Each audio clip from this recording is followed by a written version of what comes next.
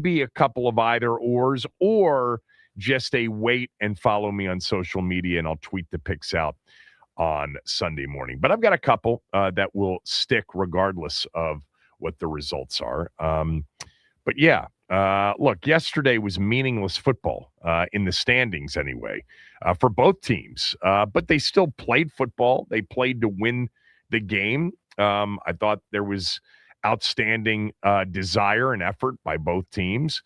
So there are some things to take out of it, especially when it comes to a few of the individual performances. The overall team takeaway, before I get to my game take in the next segment, the overall team takeaway from yesterday's game would be a continuation of the overall obvious when it comes to this season after sort of the injury bug. And that is, good God, is this team god-awful defensively. And I'm saying this on the morning after a game in which there were actually a handful of decent performances, a handful of really good plays and even sequences, but none of it happened when it mattered the most, on third down and on fourth down. And I'll continue to say this and mean it. I think it's one of, if not the worst in franchise history, this defense. You won't hear me question the effort. I'm not going to ignore the losses of major contributors to the defense this year. That's been a big part of, obviously, the overall team results, but the defense as well. That's a part of the story. But this defense needs a total makeover, from scheme and strategy to talent and execution. It is god-awful. The defense, by the way, may not statistically end up being the worst in franchise history. I think that there may be a couple. The 2016 defense in particular was particularly rancid. That team was one of the worst third down teams, not only in NFL, in franchise history, but in NFL history. I think they allowed more 3rd and 7s or longer, that 2016 defense, than any team in the Super Bowl era. So this defense may not have some of those super low rankings, like dead last in everything, that will compare statistically to others. But look, we've watched it. They're currently, by the way, 31st in yards allowed, the traditional number. They're 29th currently in DVOA defensively. But we've watched this with our own eyes. It's been so obviously terrible that no matter how much, health impacted, the team, the offense this year in particular too, if the offense had stayed healthy all year, after watching what I've watched now for 17 games, or 16 games, through 17 weeks, I don't think there was a real world situation where the offense could have overcome how bad their defense was. Dorrance Armstrong, Dietrich Wise, Trey Amos, and all the other losses of personnel during the season mattered for sure. But I just can't imagine that the defense would have been anything but horrendous, even with those players. I mean, you can go back to the Atlanta game in week 4 when the defense had most of their key players. No Dietrich Wise, he had been lost. But everybody else was in that game, and they got torched by the Falcons. I looked at this after the game yesterday briefly because I wanted to just see how bad it was even before we knew how bad it was. Do you know that Geno Smith essentially had one of his best days against our defense in week 3? When, again, no Dietrich Wise in that game, but they had everybody else. Dorrance Armstrong was playing at a high level. Yes, yesterday's game was another one of those days where it didn't matter about energy or enthusiasm or any of the, tell the truth Monday reveals about effort, because they gave effort. They just can't do it. They can't do it. They can't coach it. They can't execute it. They don't have the players to do it. The game yesterday was statistically one of the worst of the season, although I wouldn't put it up there with the worst. Like the Lions game, That's one of the worst you'll ever see. For any side of the football, offense, defense, or even special teams, it will be hard for you to ever see something as terrible as what the defense was in the Detroit game. Suter described it as a scout team look that they were giving the starting Lions offense. Yesterday, Dallas had 92 offensive snaps. 92. This was a 4-quarter game. This was not a deep into overtime game. This game went 4 quarters of regulation with no overtime, and Dallas had 92 offensive snaps in the game. Do you know how hard that is? 92 offensive snaps, especially when you consider that Washington didn't turn the ball over once. It's not like they kept turning it over and Dallas was getting the ball back immediately. 92 offensive snaps in an NFL 4-quarter, no overtime game. Poor Bobby Wagner, at 60 years old. He was out there. He played on all 92 defensive snaps. I love Bobby Wagner. Thought he played pretty well, too. By comparison, Washington snapped the ball on offense 44 times. Dallas had 48 more offensive snaps than Washington had in the game. That's unheard of. I don't know if it's ever happened. How the hell did this game end up being 30-23? Well, I'm going to say something that's going to probably upset some of you. One of the reasons is Cliff Kingsbury. Good game plan, good play calling. Had a third-string quarterback that hadn't started a game since 2021 ready to play. They averaged 8 yards a play on offense and scored on 4 of their 8 real drives in the game. Can you imagine having 48 more offensive snaps than your opponent? Dallas in the game had 20 third down attempts. I don't think I've seen that in recent memory. They had 6 fourth down attempts. So that means Washington at least stopped them on 6 third downs. Guess what they did on fourth down, Dallas, on their 6 fourth down attempts? They converted all 6 of them, 6 for 6. Dallas only had 9 offensive drives in the game. They scored on 6 of them, 6 of the 9. So 2/3 of the drives they scored points on. They missed a field goal on another. They ran out the clock on their last one, and they dropped a third down pass on the one drive out of the 9 that they punted on. Again, there were some nice plays, even some brief sequences from guys like Johnny Newton and Preston Smith and Jeremy Reeves and Bobby Wagner. Reeves on that deep shot to CeeDee Lamb that really should have been a touchdown. Reeves made a really nice play. But yeah, they put pressure on Dak, at times.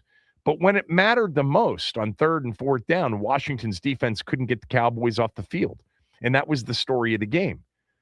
Jordan McGee had a chance for a pick 6, but he didn't catch it in a 27-20 game. There were a few sketchy calls, like the 15-yarder on Luvu, where it wasn't obvious that Dak had been touched by Von Miller, and that's what was making him stumble to the ground. That I think that's one of those calls you got to be careful making, man. You got to get replay assist to say, look, he couldn't tell that Von Miller had scraped his shoe and that caused him to stumble and fall. But 3rd and 4th down, all day, just too easy. Easy pitch and catches, easy. How about the draw play that they kept running over and over again for, an average of like 8 or 9 yards? Dallas rushed in the game. The Cowboys rushed for over 200. Dak threw for over 300. They played keep away for 60 minutes. The time of possession number was 38-44, 38 minutes and 44 seconds to 21 minutes and 16 seconds. This was like, to me, and just another reminder of what number one is in the offseason. Their defense needs a complete and utter overhaul because if we're sitting here a year from now talking about how bad Dan Quinn's defense is again, how bad Dan Quinn's defense is again, injuries aren't going to save him a year from now if it's this bad again. We've had 2 seasons of a sample size of repulsive defensive football. Repulsive. And it's not an indictment on effort. It's not. It's not an indictment on energy level or want to. We've seen that with the exception of the Detroit game. Every other game has been, you can't knock them for not trying. I know that that should be a given in professional sports, but it isn't necessarily all the time. It's just bad. The players stink. The scheme, the strategy, everything stinks defensively. It's that bad. Last year was bad. This year's worse. Next year has to be better. My game take next.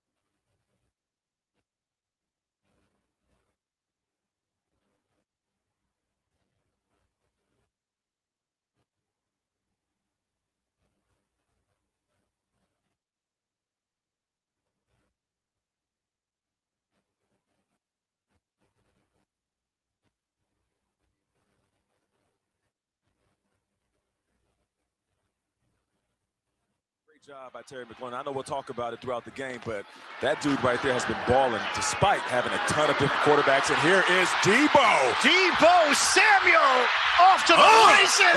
Samuel getting physical. Hold up, wait a minute. Major highlight for the Commanders as Donovan Wilson didn't know what hit him.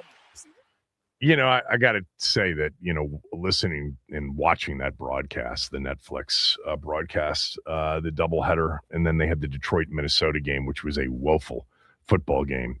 But I know Matt Ryan and Nate Burleson, and nobody's better than Ian Eagle. I mean, he's that good at doing what he does. But, I mean, they just tried so hard to generate some real excitement in the game. And a couple of times it's like Matt Ryan said, I wonder what old Shoddy's going to do here. Well, they're up 7, Matt, and it's 4th and 10. They might kick a field goal. What do you think? Why would they possibly go for 4th and 8 when they're up 7 and in field goal range? Anyway, good day by Debo Samuel. No doubt. Good day from Debo Samuel. He's on my good list. Let's get to my game take.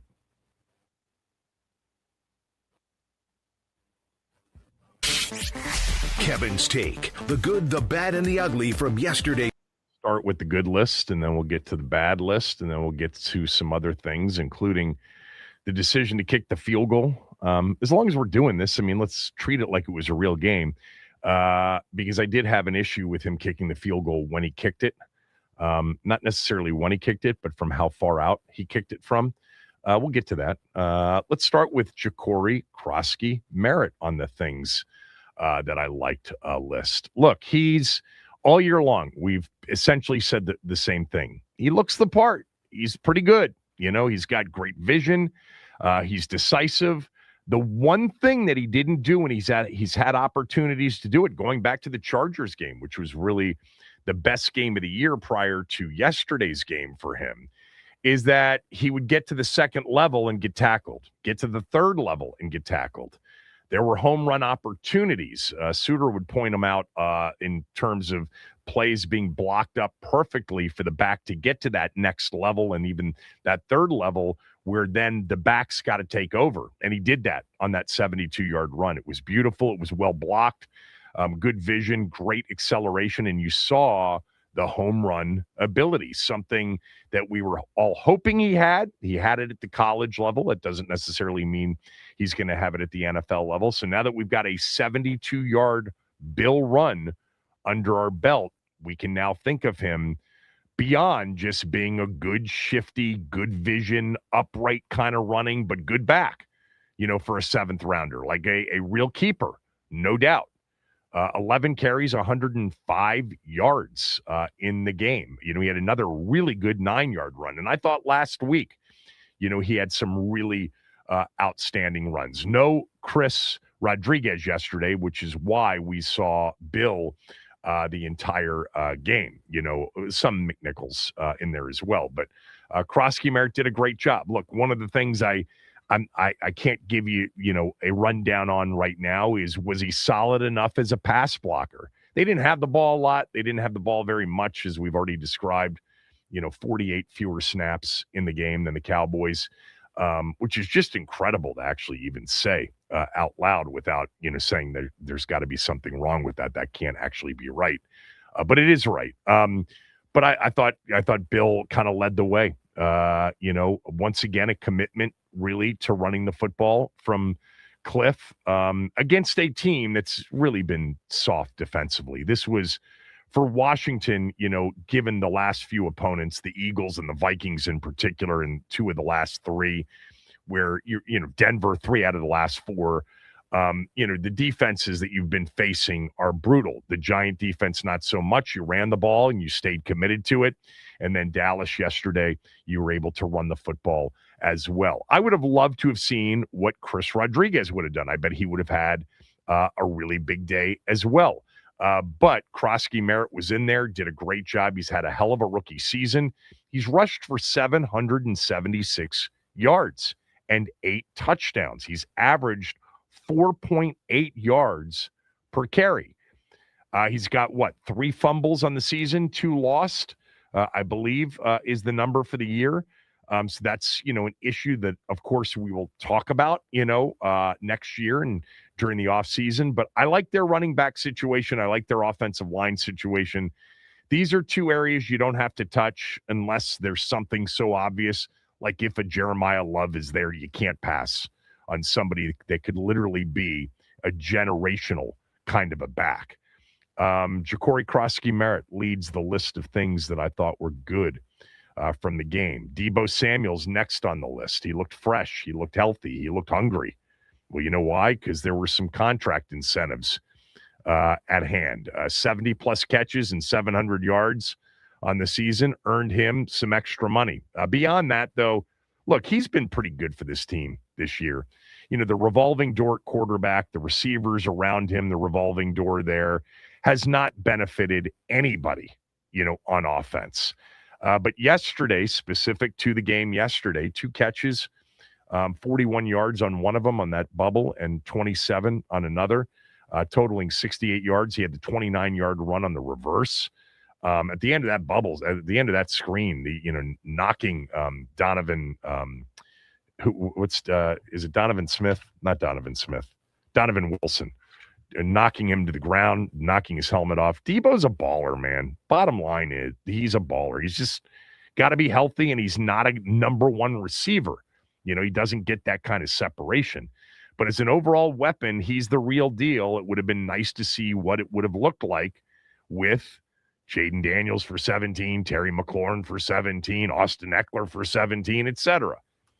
Terry McLaurin's on the list of things that I liked from the game. 5 catches, 63 yards, including a really difficult catch on a really good throw in the second half with 2 defenders there. I don't know if the throw was late. He did fit it in there, and Terry made a really nice catch. And the thing about Terry McLaurin, when you watch some of these running plays, when he's, in there, he blocks. I mean, not only does he block, he seems to actually enjoy it, and he's good at it. I don't know why they'd play him next week against Philadelphia. Tyler Biotish, we're going to get to that injury. I don't know the seriousness of it, but he's one of those key players for next year that if he ends up having a serious injury, and we'll know more, I guess, today, that is a big blow. Knee, ankle, whatever it was, left the game, didn't come back in. I just don't see any reason for your cornerstone 2026 players to play next week against Philadelphia. Tunsil didn't play yesterday. I know it's a little bit different with the center, especially with the quarterbacks, and you want to make sure that you can operate professionally and that you don't risk people because you don't have a center that knows how to get you into the right protections, etc. So I get that a little bit more, but I don't need to see Terry McLaurin next week. I don't need to see Laramie Tunsil next week. We're not going to see, obviously, the starting quarterback next week. I don't need to see Sam Cosmi. He's actually done anyway. They did the right thing there, moving him to injured reserve. Hopefully he's okay with the concussion. Terry McLaurin on the list of things from yesterday's game that I really liked. Josh Johnson's on this list. Makes a difference when you've got a whole week to prepare. He looked good throwing it. Accuracy's been his thing over the course of his career as a backup, many, many times over for 17 plus, 16 plus years. But I thought his accuracy was pretty good yesterday in his first start since 2021, considering how few, opportunities the offense got in the game because Dallas kept the ball. He was 15 of 23 for 198 yards. This is a weak Dallas defense, understood. They're not great. And there was cushion there for some easy pitch and catch throws, especially when they went up 30-20 at the end. That last drive on the field goal, Dallas got really soft on that drive. But I thought, he made some good throws. He's not super mobile, but he escaped a couple of times and made a few yards running. Give Cliff Kingsbury credit, man. 3 different quarterbacks this year, and offensively, there's not even one game that you would look at and say at any point was the offense anywhere near as gruesomely awful and terrible as the defense was all year. Johnny Newton's on this list. Yeah, Max, did he get credit officially for 3 sacks or 2.5? I saw 3. That was the notification I got because I was enjoying Christmas with my family. Yeah, I think if it's 3, obviously that's a massive day.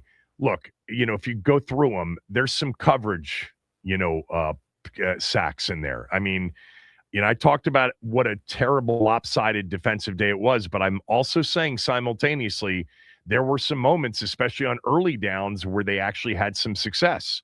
It was on the later downs where they struggled. They tend to be a little bit more important in football. Johnny Newton, 3 sacks. I thought on 2 of them, coverage was outstanding. Dak had to hold it a little bit longer than he wanted to, but he was active. It was good to see. Would have been much better if his pressures, which Preston Smith had a few as well in this game. Bobby Wagner had some really good pressures in this game as well. It certainly would have helped had the plays gotten them off the field, like they had good pressure from Wagner, from Newton in this game, from Preston Smith, from number 66. What's his name? Is it Barber? There were a couple dudes in the game. Number 79, I'd never heard of. I think his name was Perry Tuttle. Tuttle was his last name. Perry would have been a receiver from Clemson years ago. I don't know what his first name was. But they had some good pressures in this game from Wagner, from Newton, from Preston Smith, and from number 66, Barber. It just would have been much better had those pressures resulted in Dallas leaving the field without points. And that didn't happen enough. But Johnny Newton's on the list of good. Bobby Wagner's on the list of good. Preston Smith's actually had a good last couple games as a pass rusher in particular. Not necessarily that interested as an edge run defender, and that's what they need next year. You can't have Preston Smith be your starting edge. But he's actually gotten after the quarterback in recent weeks. Who else do I have on the good list? That's it. Sinnott had some catches, but a couple of them were there at the end when they were soft, going down for that field goal to make it 30-23. Chris Moore had a good kickoff return. Tressway had an outstanding punt that got, knocked down at the 2. I hesitate giving Jake Moody any credit because he nearly shanked a short field goal. I mean, it barely got inside the left upright. So that's it from the good list. I'll give you the bad and the other observations when we come back. Kevin Sheehan Show, the Team 980 and the Team980.com.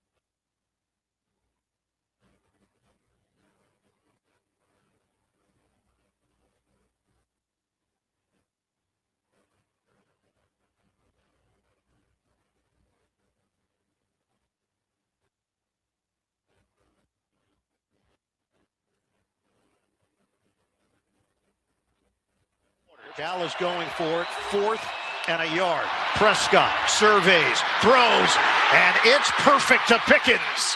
First down. Yeah, there were 6 fourth down conversions, 6 of them on 6 attempts. I mean, seriously, I know that it's Christmas Day and maybe you're not paying attention to it. And I watched it. I watched it live. Tommy and I joked that maybe we could get away with not watching it live and not worrying about it on Christmas Day. But I watched it live. My boys were home. They wanted to watch it. So we watched it. There are certain things from this game. It's like 92 snaps to 44 snaps. I've never seen that disparity. I've never seen an NFL team snap the ball 48 more times in a game than the opponent. It seems not real. 23rd down attempts. I'm sure I've seen more, but not many more. And then 6 for 6 on 4th down, 6 for 6. I guess that's great. That means they got 6 third down stops. But a couple of those were like 3rd and 13 draws where they let the fullback get 11 yards so that they could set up a 4th down in short. Anyway, the good list was, somewhat plentiful. Ja'Cory Krosky-Merritt, Deebo Samuel, Terry McLaurin, Josh Johnson, Johnny Newton, Preston Smith, Bobby Wagner. Those are all decent takeaways, decent individual performances. Again, the defense, because they didn't do it when it mattered, that's why I'm going to lead my bad list, the things I didn't like list, with defense. And again, the irony of me saying this is it's a game that wasn't like the Detroit game, wasn't like the Seattle game. They actually had some moments, good pressure, good coverage at times. And again, just emphasize, I don't want anybody to think that I thought that they weren't, prepared or they didn't give effort. They gave energy. They had desire. They gave effort. That's been a pretty consistent thing, with the exception of maybe the Detroit game, the Minnesota game. Minnesota game is a weird game altogether. I mean, look at what Brian Flores' defense has done over the last 4 weeks since Washington played them. I mean, they've shut down everybody. They turned Detroit over 6 times in the game on Christmas Day, in a game that Detroit had to have. But anyway, it's just a defense that doesn't do anything well and almost everything poorly. It doesn't run stop. They gave up 211 yards rushing. It was only 4.8 yards per attempt because they ran it 44 times. Dallas did. 4.8 isn't the worst of the season, but it's not very good. They don't, cover very well, even though they did at times yesterday. But look at what happened on the 86-yard touchdown pass. That's 3rd and 11, people. 3rd and 11. I went back and watched that play this morning before the show started. Suter explained to me at one point during the year, he's like, look at what they do. They invert to cover 2 a lot since Quinn took over. They'll show cover 3, that single high, and then when the play snaps, they move up and 2 drop into cover 2. Well, nobody, dropped deep enough to stop a guy like Kevontae Turpin who can fly. He can really, really fly. We saw it last year as a kickoff returner. Same field.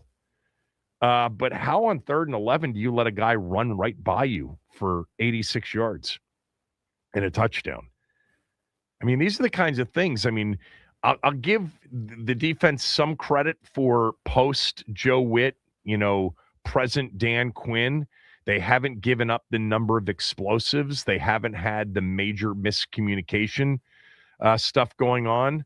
But on 3rd and 11, you can't give up an 86-yard touchdown pass. You can't give up somebody running right by you as you invert into cover 2 from what appeared to be single high. I think it was cover 3. I mean, I'm not the expert. Suter will tell us a little bit later on next week what it was. But, Quan looked like he was the deep guy.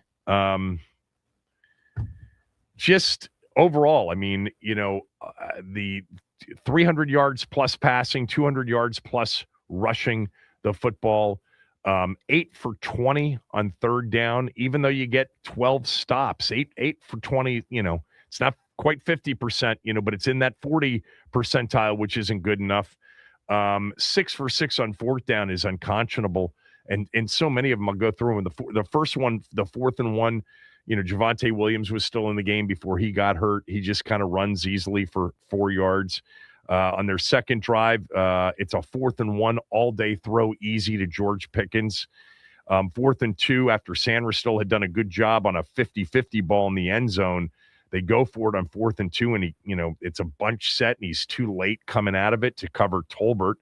4th and 1, they give it to Williams again, and Luvu's got a shot. Reeves has got a shot. Second effort, move the chains. Dak had a 4th and 1 sneak, and then the other one was at the end of the game, in the fourth quarter when not quite at the end of the game. It's 27-20. They've got a 4th and 2, and it's Tolbert versus Noah I. And it's too easy. And that followed, by the way, a 3rd and 16. They rushed 3. They checked it down to the fullback. And he got 14 yards out of it to Hunter Lipke. I mean, that dude they couldn't tackle him. 6 for 6 on fourth down. I mean, I did not, and I have not listened to Quinn's press conference. When the game was over for me yesterday. So, Max, did you cut any of the Quinn? Sure did. I'm going to guess that he talked about 3rd and 4th down. You would be correct. Not in crazy depth, but it was mentioned at least a couple times. 4th down in particular, right? What do we have any sound? I'm looking at your sound cuts right now. Yeah, what's number 7? Yeah, I was going to say 6 for 6 on 4th down. What did he say? That was Dallas. Talking about Dallas here. Let's play it. Yeah.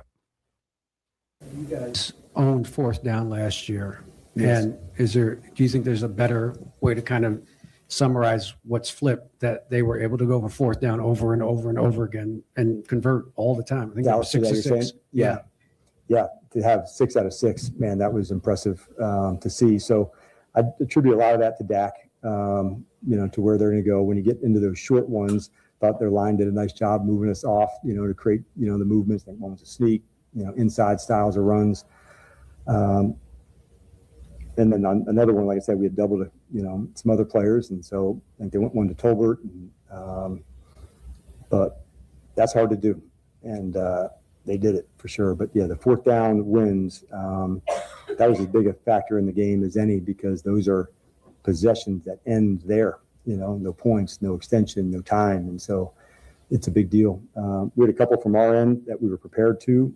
Like I said, in the second half, we were willing to go up to 4. It was like, 2nd and 1, 3rd and 2, and then it was a penalty on a false start that went to like 4th and 6 or 7. So, but I thought 3rd and 4th downs was the difference in the game there. As much as they ran the ball, extending the drives was that way to me.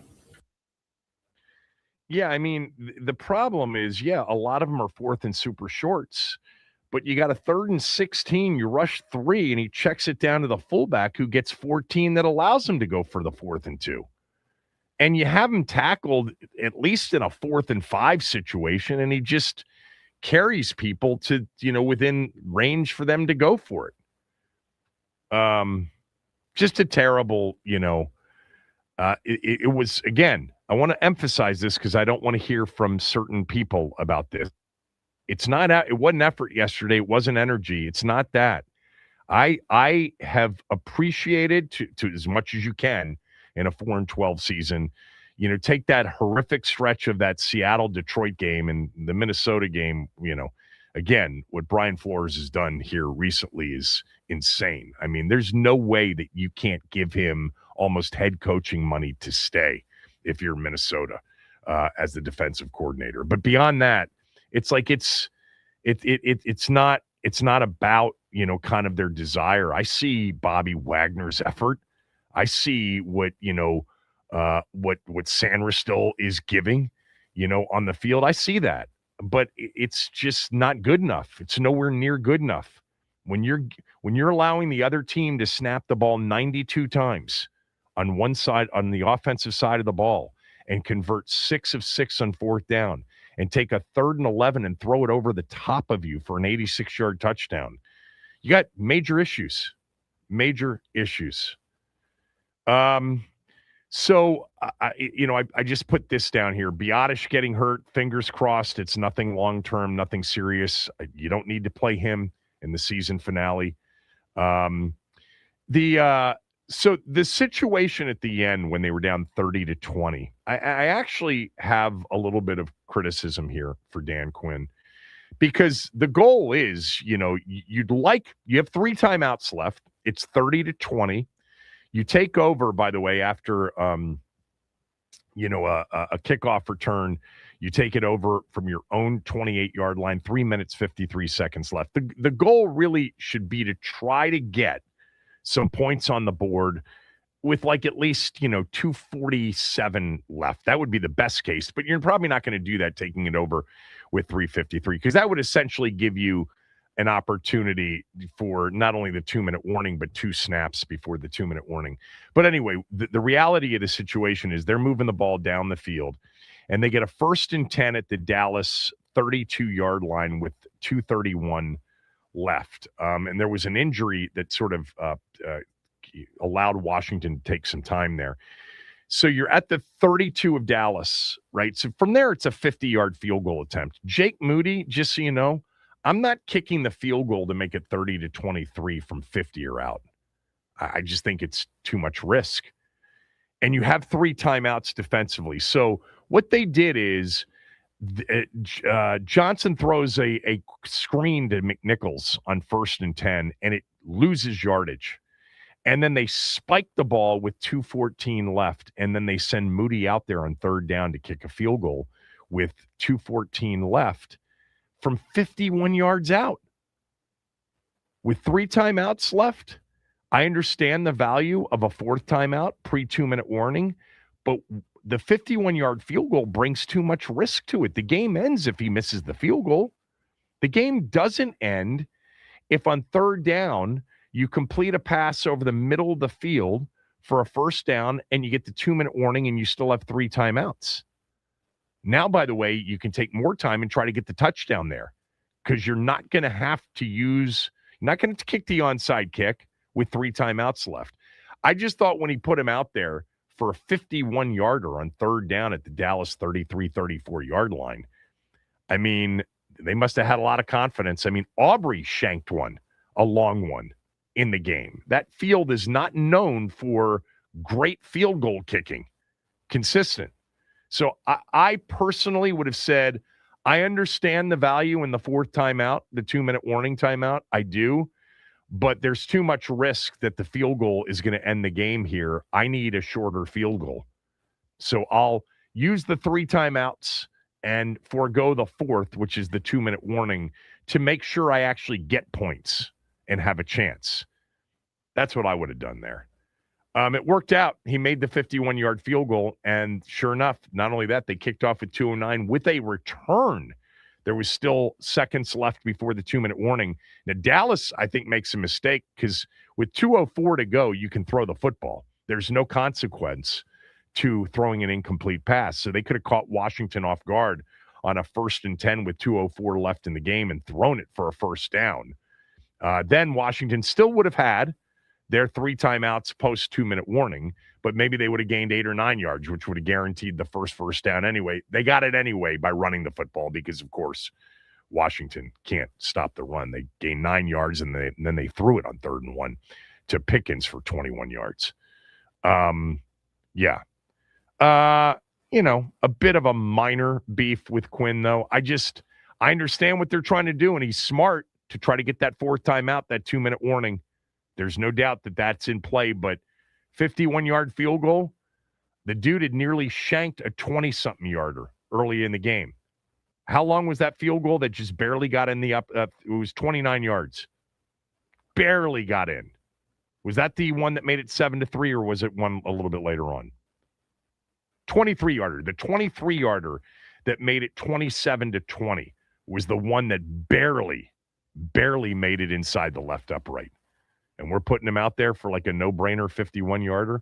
I think it would have been more than a no-brainer for me. Other observations from the game. Man, I'll tell you what. Dak Prescott missed some throws, didn't he? I mean, the play that Reeves made, it's a nice play. It's a terribly underthrown ball. You could see how frustrated CeeDee Lamb was. I mean, CeeDee Lamb is wide open for, I think, a touchdown. I'd have to look at the old 22. He also missed CeeDee Lamb on another throw where CeeDee Lamb's in the middle of the field wide open, and Dak wildly underthrows and throws behind him. I've said this about Dak for years. I'm a Dak Prescott fan from this standpoint. I think he's a really good quarterback. You'd be hard-pressed in a league that has so few to find anybody that you'd ever want to replace him with. But I don't think he's an elite quarterback. I've never thought he was an elite quarterback. I think sometimes he struggles with accuracy at times, and I know what his completion percentage numbers have been. They've been outstanding. I think he hasn't delivered in the biggest moment enough during the course of the career. He's having this season. I think it's going to end up being a career year potentially. Will it? Let me look. Has he thrown for 5,000 yards before or not, Dak? I think he 48, may have. something like that. I think he's come close, but I don't think he's crossed that threshold. All right, here it is. Yeah, 2019, he threw for 4,902 yards. Close. That's his best. He's at 4,482 now. So he'll end up with the second best yardage season if he plays next week, and he says he wants to play. Interesting that starting quarterbacks play in games that have very little meaning. 30 touchdowns on the season. So he had 37. He's had 37, 36, and 30 before. 30 and 10. He's a good quarterback. I just, there's so many times when I'm watching him, I'm like, how did you miss that one? How did you not win that game? They have a terrible defense. There's so much pressure on them offensively. But he had Pickens short arm one. It was the one punt that they had in the game. I mean, Pickens, it's right through his hands. Got to catch that. What were my other observations from this game? I already mentioned number 79. Tuttle is his name. He was in the game. He actually like had a couple of plays where I noticed. 66 Barber had a couple of plays that you noticed.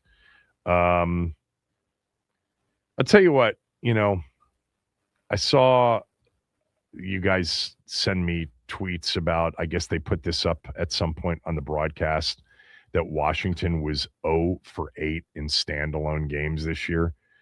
Just so you know, they're going to have more standalone games next year. With Jaden Daniels on the roster, they're actually, believe it or not, attractive enough. They're not going to end up what they had this year, understood, but they're not going to play 17 1 o'clock games next year. They'll have, I'll call it right now, and we will get to May, but they're going to have at least 5 standalone games. They'll have a Sunday night. They'll have a Monday night. They'll have a Thursday night. They'll have maybe 2 Monday nighters or 2 Sunday nighters, something like that. They'll probably play on a holiday next year, probably Thanksgiving against Dallas. Anyway, 4-12 on the season. The last 3 weeks, obviously, with respect to sort of competitive level, they've been, they beat the Giants. They were certainly in the game with the Eagles before Mariota left. And yesterday, even though they fell behind 21-3, they had a chance. 27-20, Jordan McGee had a pick six. I mean, that there's another throw by Dak. What's he doing? He's under pressure and he throws back across his body. That's a no-no for, second-year quarterbacks. He's lucky that McGee didn't pick it and run it back. Remember the game 2021, the COVID year, when Washington had fought their way back into kind of the playoff mix? And he threw one to, was it Cole Holcomb, who had a pick six in a game that they had dominated, gave Washington a shot? Anyway, that's it. Your turn. 301-230-0980, 301-230-0980. I know a lot of you aren't working today, may not be listening as much as you usually do, but if you want to weigh in, we're going to open up phone lines, 301-230-0980. We'll play more of Dan Quinn from yesterday. We'll talk about the other games from yesterday. We'll preview the upcoming football weekend. I've got smell test picks. Ben will join us, and we'll talk about what turned out to be the greatest performance ever for a player at a certain position. That happened on Christmas Day. It just wasn't in any of the 3 football games. Kevin Sheehan Show, the Team 980 and the Team980.com.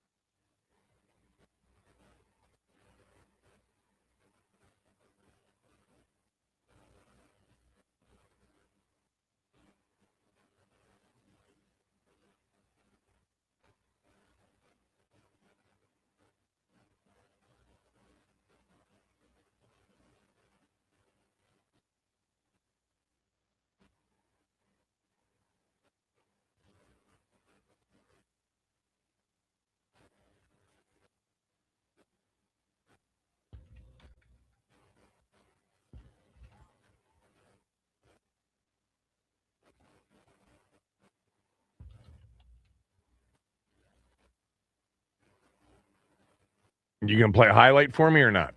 I thought you were going to play a highlight for me. No, I thought we were going to get right. I thought we were throwing to what he got I doing thought Quinn. you said you got a Jokic highlight coming in. Oh, no. Nothing Okay. yet. I thought we were doing Jokic later, but I can grab something right now because he had one hell of a night. That's what we were doing here. What do you got? Jokic. What did I say? Man, we're off today. But we're not off today. We're actually in today. That's the thing. We're just off. Yeah, play a Jokic highlight. Or you don't have to. I can just talk about his highlights. I mean, I got a super cut that's like 3 minutes long. We'll play one off of that. You don't need to play super cut. Yeah. Nikola Jokic, we'll see a lot of double teams on him. Jones not able to field it, somehow does. Joker going to try a corner triple, and we're underway here in Denver. Nikola Jokic in the final game of the 5-game Christmas Day set on all of the NBA networks. I don't even know what they are anymore. But Nikola Jokic became the first player in NBA history to record a game that included at least 55 points, at least 15 rebounds, and at least 15 assists. The final numbers were 56 points, 16 rebounds, and 15 assists. By the way, he also broke Steph Curry's record of 17 points in overtime, making it the highest number of points in an overtime by an individual player in an NBA regular season or playoff game. The Nuggets beat a good team, Minnesota, in overtime, 142 to 138. Nikola Jokic, 56, 16, 15.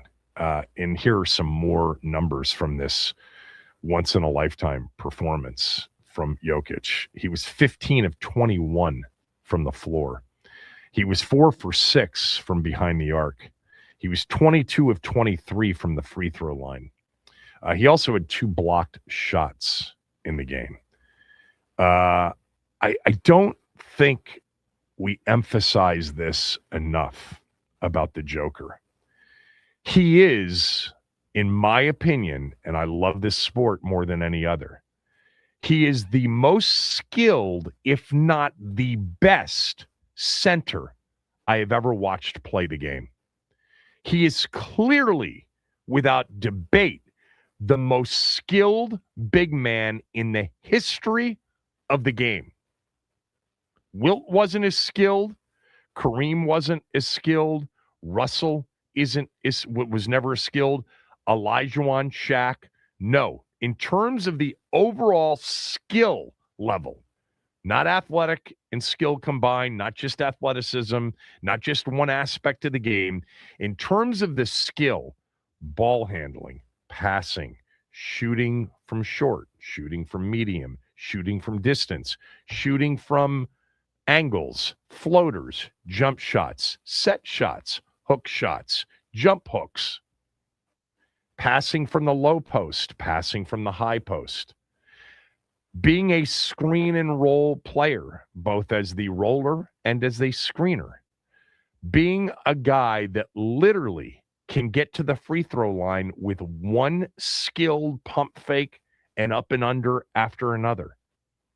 I think Bill Walton's the greatest passing big man of all time until Jokic. I think Wilt's the most athletic and the most dynamic and perhaps the greatest all-around center before Jokic. Kareem, obviously in terms of the winning along with Russell. But right now, if you want to watch, arguably when he is done, the greatest that's ever lived play a certain sport, basketball being one of those that really probably generates as much debate about the GOAT and about the single position GOAT. He is 30 years old. He's got another 5 years of prime, probably another 7, 8, 9 years of playing. And we are watching, and sometimes I think it just goes too unnoticed, not unnoticed, not so unnoticed, just too much unnoticed. And, I think part of it is because the NBA itself, while becoming globally more popular than ever before, Here, it has become a regular season product that is just really not consumed at the levels they would like. Nikola Jokic, we're watching one of the greatest players in the history of the game. I think when all is said and done, he's going to be on the Mount Rushmore of the greatest that have ever played. I think that is certainly within play. No worse than 5th or 6th greatest of all time. But in the center conversation, the thing that I can comfortably say right now as a lifelong basketball fan, he's the most skilled center that's ever played the game. And I think when he's done, he'll be referred to as the greatest center that's ever played. Ahead of Wilt, ahead of Kareem, ahead of Russell, ahead of Shaq, ahead of Hakeem. He's that great, people. And if you're just one night, like, what am I going to watch? I hate the NBA, and Denver's on, just turn it on and appreciate the brilliance. I would also throw in, just in terms of the intuitive understanding, the basketball IQ. It's way, way up there. It's there with Magic. It's there with Bird. It's there with Russell. I mean, it's there with LeBron. Sorry, LeBron fans. LeBron's on the Mount Rushmore, and he's one of the highest IQ players in the history of the game. There's no doubt about it. Jokic will, pass. What record did he pass the other day? Last week, I'm forgetting what record he passed the other day. I think he moved into some spot on the all-time scoring most list. career. Yeah, he passed assists. Kareem assists. Yeah. Yeah. So he passed Kareem for all-time assists as a center. This time next year, he'll probably pass Westbrook on the all-time triple-double list. Think about that.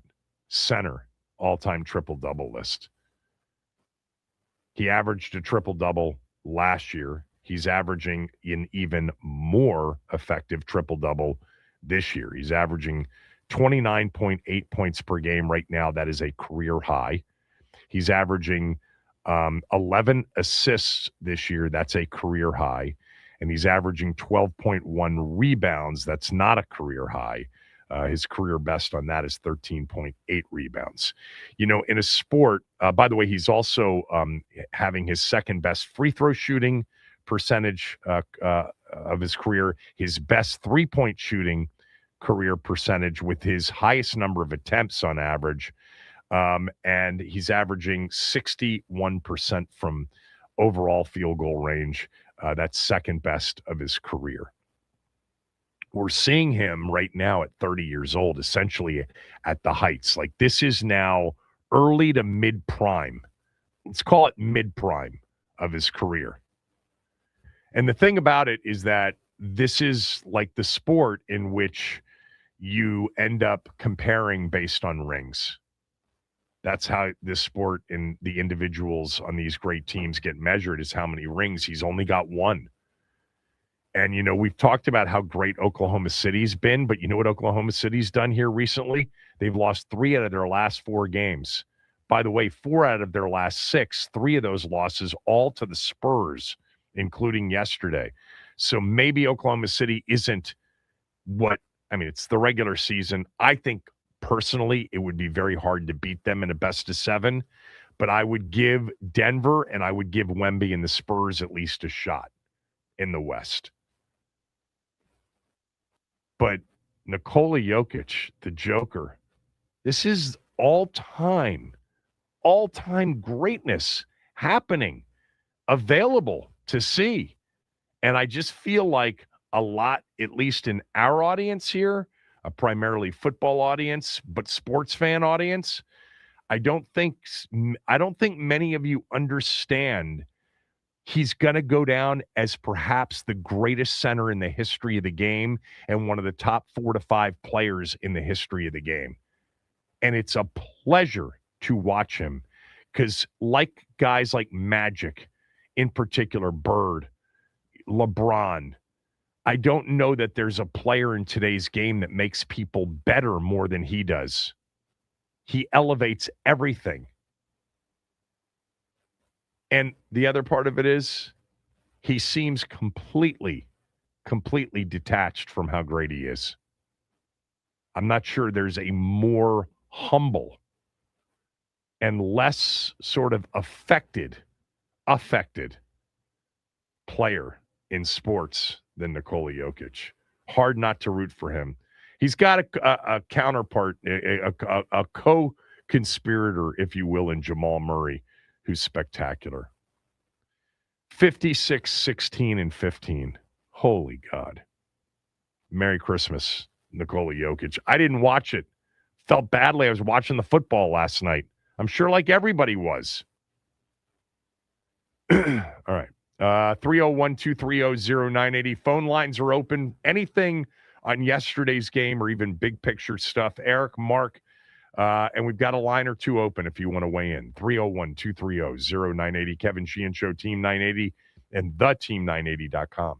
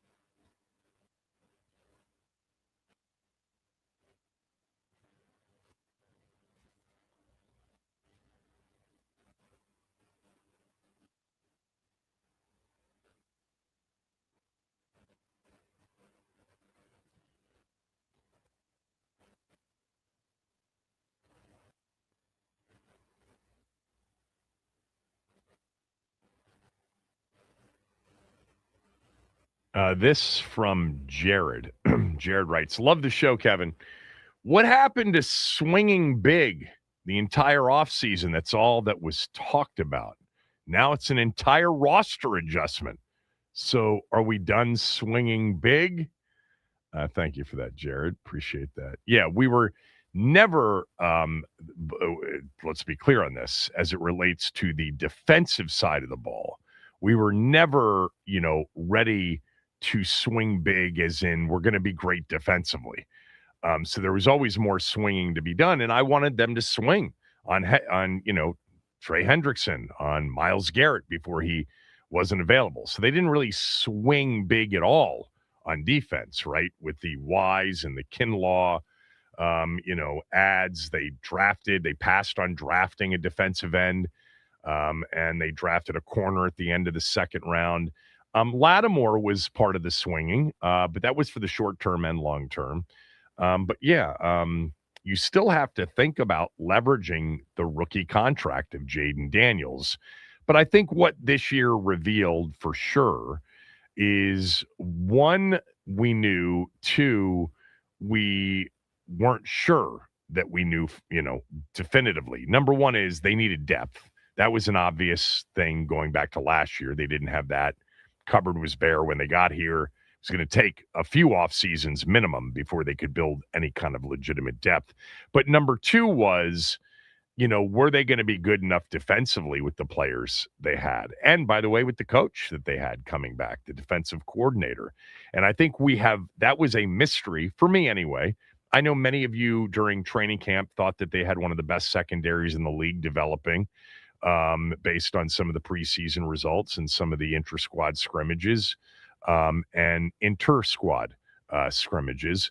I don't know, is one different than the other? One is when you scrimmage your own team. One is when you're scrimmaging somebody else. But I always felt like the defense was the biggest wild card heading into into the season. And while there were injuries galore that impacted what happened defensively, I still think my gut tells me, even when you go back to that Atlanta game, even if you go back to the Raiders game where Geno Smith had a big day, the bottom line is they suck on defense real bad.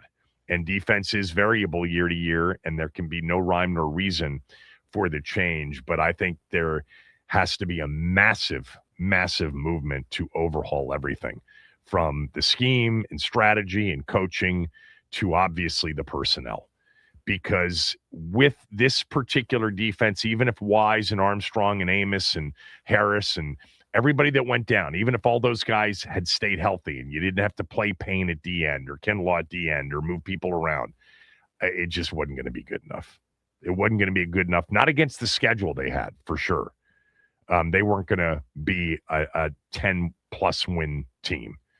9 would have been a real difficult haul, even if they had been healthy on offense. It would have looked maybe like Cincinnati last year, where no matter how good they were offensively, and they were healthy offensively last year, they were just so bad on defense you couldn't overcome it. And I think that's what this team is. And so, yeah, the swinging big talk, Jared, gets backburnered for you've got to just figure out a way. First of all, what do you want to be defensively? Who best leads that effort? And then you need 3 to 4 to maybe 5 new starters. And you're not going to be able to accomplish that in one off season. And clearly with the offense, if it comes back and it stays healthy, I still feel good that they could be a really good offensive team next year if they have all their pieces week in and week out. And your quarterback doesn't play just 3 games fully healthy start to finish, but plays 16 of the 17 start to finish fully healthy. But thank you for that. Eric in Tennessee. Eric, go ahead. Thanks for holding. Sure, man. First off, happy holidays. And yeah, you too, Eric. I want to tell you how much I appreciate your show, but every lunch break I get, you guys keep me tuned in to the DMV, and I appreciate that. I appreciate you. So, last night's game, it was just so obvious. There's just no playmakers. There is no speed. It just seems like Washington's defense is the slowest I've seen in the league. You flip over to the Minnesota game, Detroit game last night, and that so much more speed there. And even Minnesota is using a 35-year-old Harrison Smith who's Yeah. You know, intercepting passes, and Right. it's a multiple thing to me. What scheme? Who's going to be our new defensive coordinator? And we have to get impact. Yes, we need depth, but there is nobody on our defense that an offensive coordinator's got a game plan for. Not one. Not one. You have to get a game changer in there. They don't grow on trees. It's not like you can go to the game-changing defensive player store and buy one or pick one off the shelf. They've got to find one, though. They have nobody. I thought there was a chance, Eric, that coming into this year, Frankie Louvu, after the season he had last year, could take the next step. And if he could become more of a consistent, like, I'm not saying consistent pass rusher as in he wasn't consistent, but more consistently a pass rusher rather than dropping in coverage as much as he was pass rushing. I thought that he had some ability to kind of scare some people, but he makes too many mistakes, and he's not, an edge threat that frightens anybody. No one frightens anybody on that defense. Nobody. Yeah, I'm hopeful when it comes to the draft. We're at 7 right now, I think. Maybe there's some really good players there to where if there's a Caleb Downs available, maybe even Love is still available, where a team really wants to jump up and grab a Love, even though I know he's possible going to be a generational running back. But can we move down a couple spots and be able to pick? Because we need so much more than, I think we got 5 picks. Is that correct? Yeah. 6. In this draft. 6. I mean, we have no 6 second, picks, no fourth, but we picked up the extra 6th. Yeah. So I just, it's a lot. I know we'll have a lot of draft talk coming in this offseason, but linebacker is a position I think our franchise has neglected for 6 or 7 years. Wagner can't cover the edges as much as he's great between the tackles and the run. That's why we can't stop anything on the outside. We have defensive ends that may even push it outside. We don't have a linebacker or secondary that can come up and make a tackle. Yeah, it's not good. By the way, I think one of the offseason conversations, and Max, write this one down, is if Jeremiah Love is there at, say, 7 or 8 or 9, wherever Washington ends up picking, and you had an opportunity to trade back for the desire to draft Jeremiah Love, would you move back or would you select him? That'd be a really put it this way. I know what Paulie would do. I know what he would do. Jeremiah Love could be one of those generational guys. There's no doubt about it. Mark in Largo. Mark, go ahead. Hey, what's up, Kevin? Hey, Mark. I cannot believe you just said if you bring the offense back and if Jaden plays 16 games, the offense will be fine. I think you're still stuck in 24. And I think you have to get out of 24, Kevin. I am stuck in 24. Just listen to me, Kevin. Listen to me and stop talking under your breath, please. Stop it. Right? Are you talking to first of all, on this day after a holiday, I'm going to be kind to you, but don't tell me what to do or not do on my show. When you talk, you continue to talk all the time. It's what drives everybody nuts. You just keep talking even when you ask a question and you won't allow the answer. So I'll talk under my breath on my show whenever the F I want to. And you'll abide if you want to be a caller on this show. Capiche? Yes, I will. Capiche? Yes. All right, okay. Kevin. Now continue. Right, I want you to listen to me. All right, I want you to listen to me very carefully. Look at our receiving core and compare our receiving core to everybody else in our division, even if it's healthy. Okay? All I'm saying to you is this. If I was Washington, the number one thing we need to do, yes, the defense needs to be taken care of, but we need to get some toys for Jake. Toys? Okay? And this is why and this is why I'm a big proponent for Kyle Pitts. Okay? And this is why I'm a big proponent for them to get – they're going to have to address the tight end situation. A big proponent, bring Treylon Burks back. I would let Debo walk. And I would get guys who could play in space. Like I would bring back Zacchaeus or De'Ami Brown, guys who could play in space and guys who can go deep. I love Burks, and I think if Burks gets more time, he would be fine. It's just, Kevin, you can't sit up here and say that if you bring everybody back and everybody is healthy, they're better when you have a receiving core and you look at everybody in the conference has gotten better. You can't say that. I mean, I understand. may I talk now, or may I JT. talk and not under my breath, but very directly to you without you continuing to talk? Let's just be clear on what I have said, okay? My number one concern by far and away, and if it doesn't get addressed, it's going to be a problem again this time next year, and we'll be talking about a coaching regime change on 12/26/2025 if the defense ends up being as bad as it was this year. Injuries or not, is that I feel totally comfortable if they somehow fix the defense or get it to where it's average. I feel totally comfortable bringing the offense back and hoping, this is a hope, but it's got to stay healthy. If the offense stays healthy, even with what they have, they'll be a very good offense, in my opinion. I'm not concerned about that. So, yes, believe me when I say that. I said that, and I agree with it. The problem is the only offense we can look at is 2024 because we didn't have an offense this year that was out on the field. We had a quarterback who played 3 complete healthy games start to finish.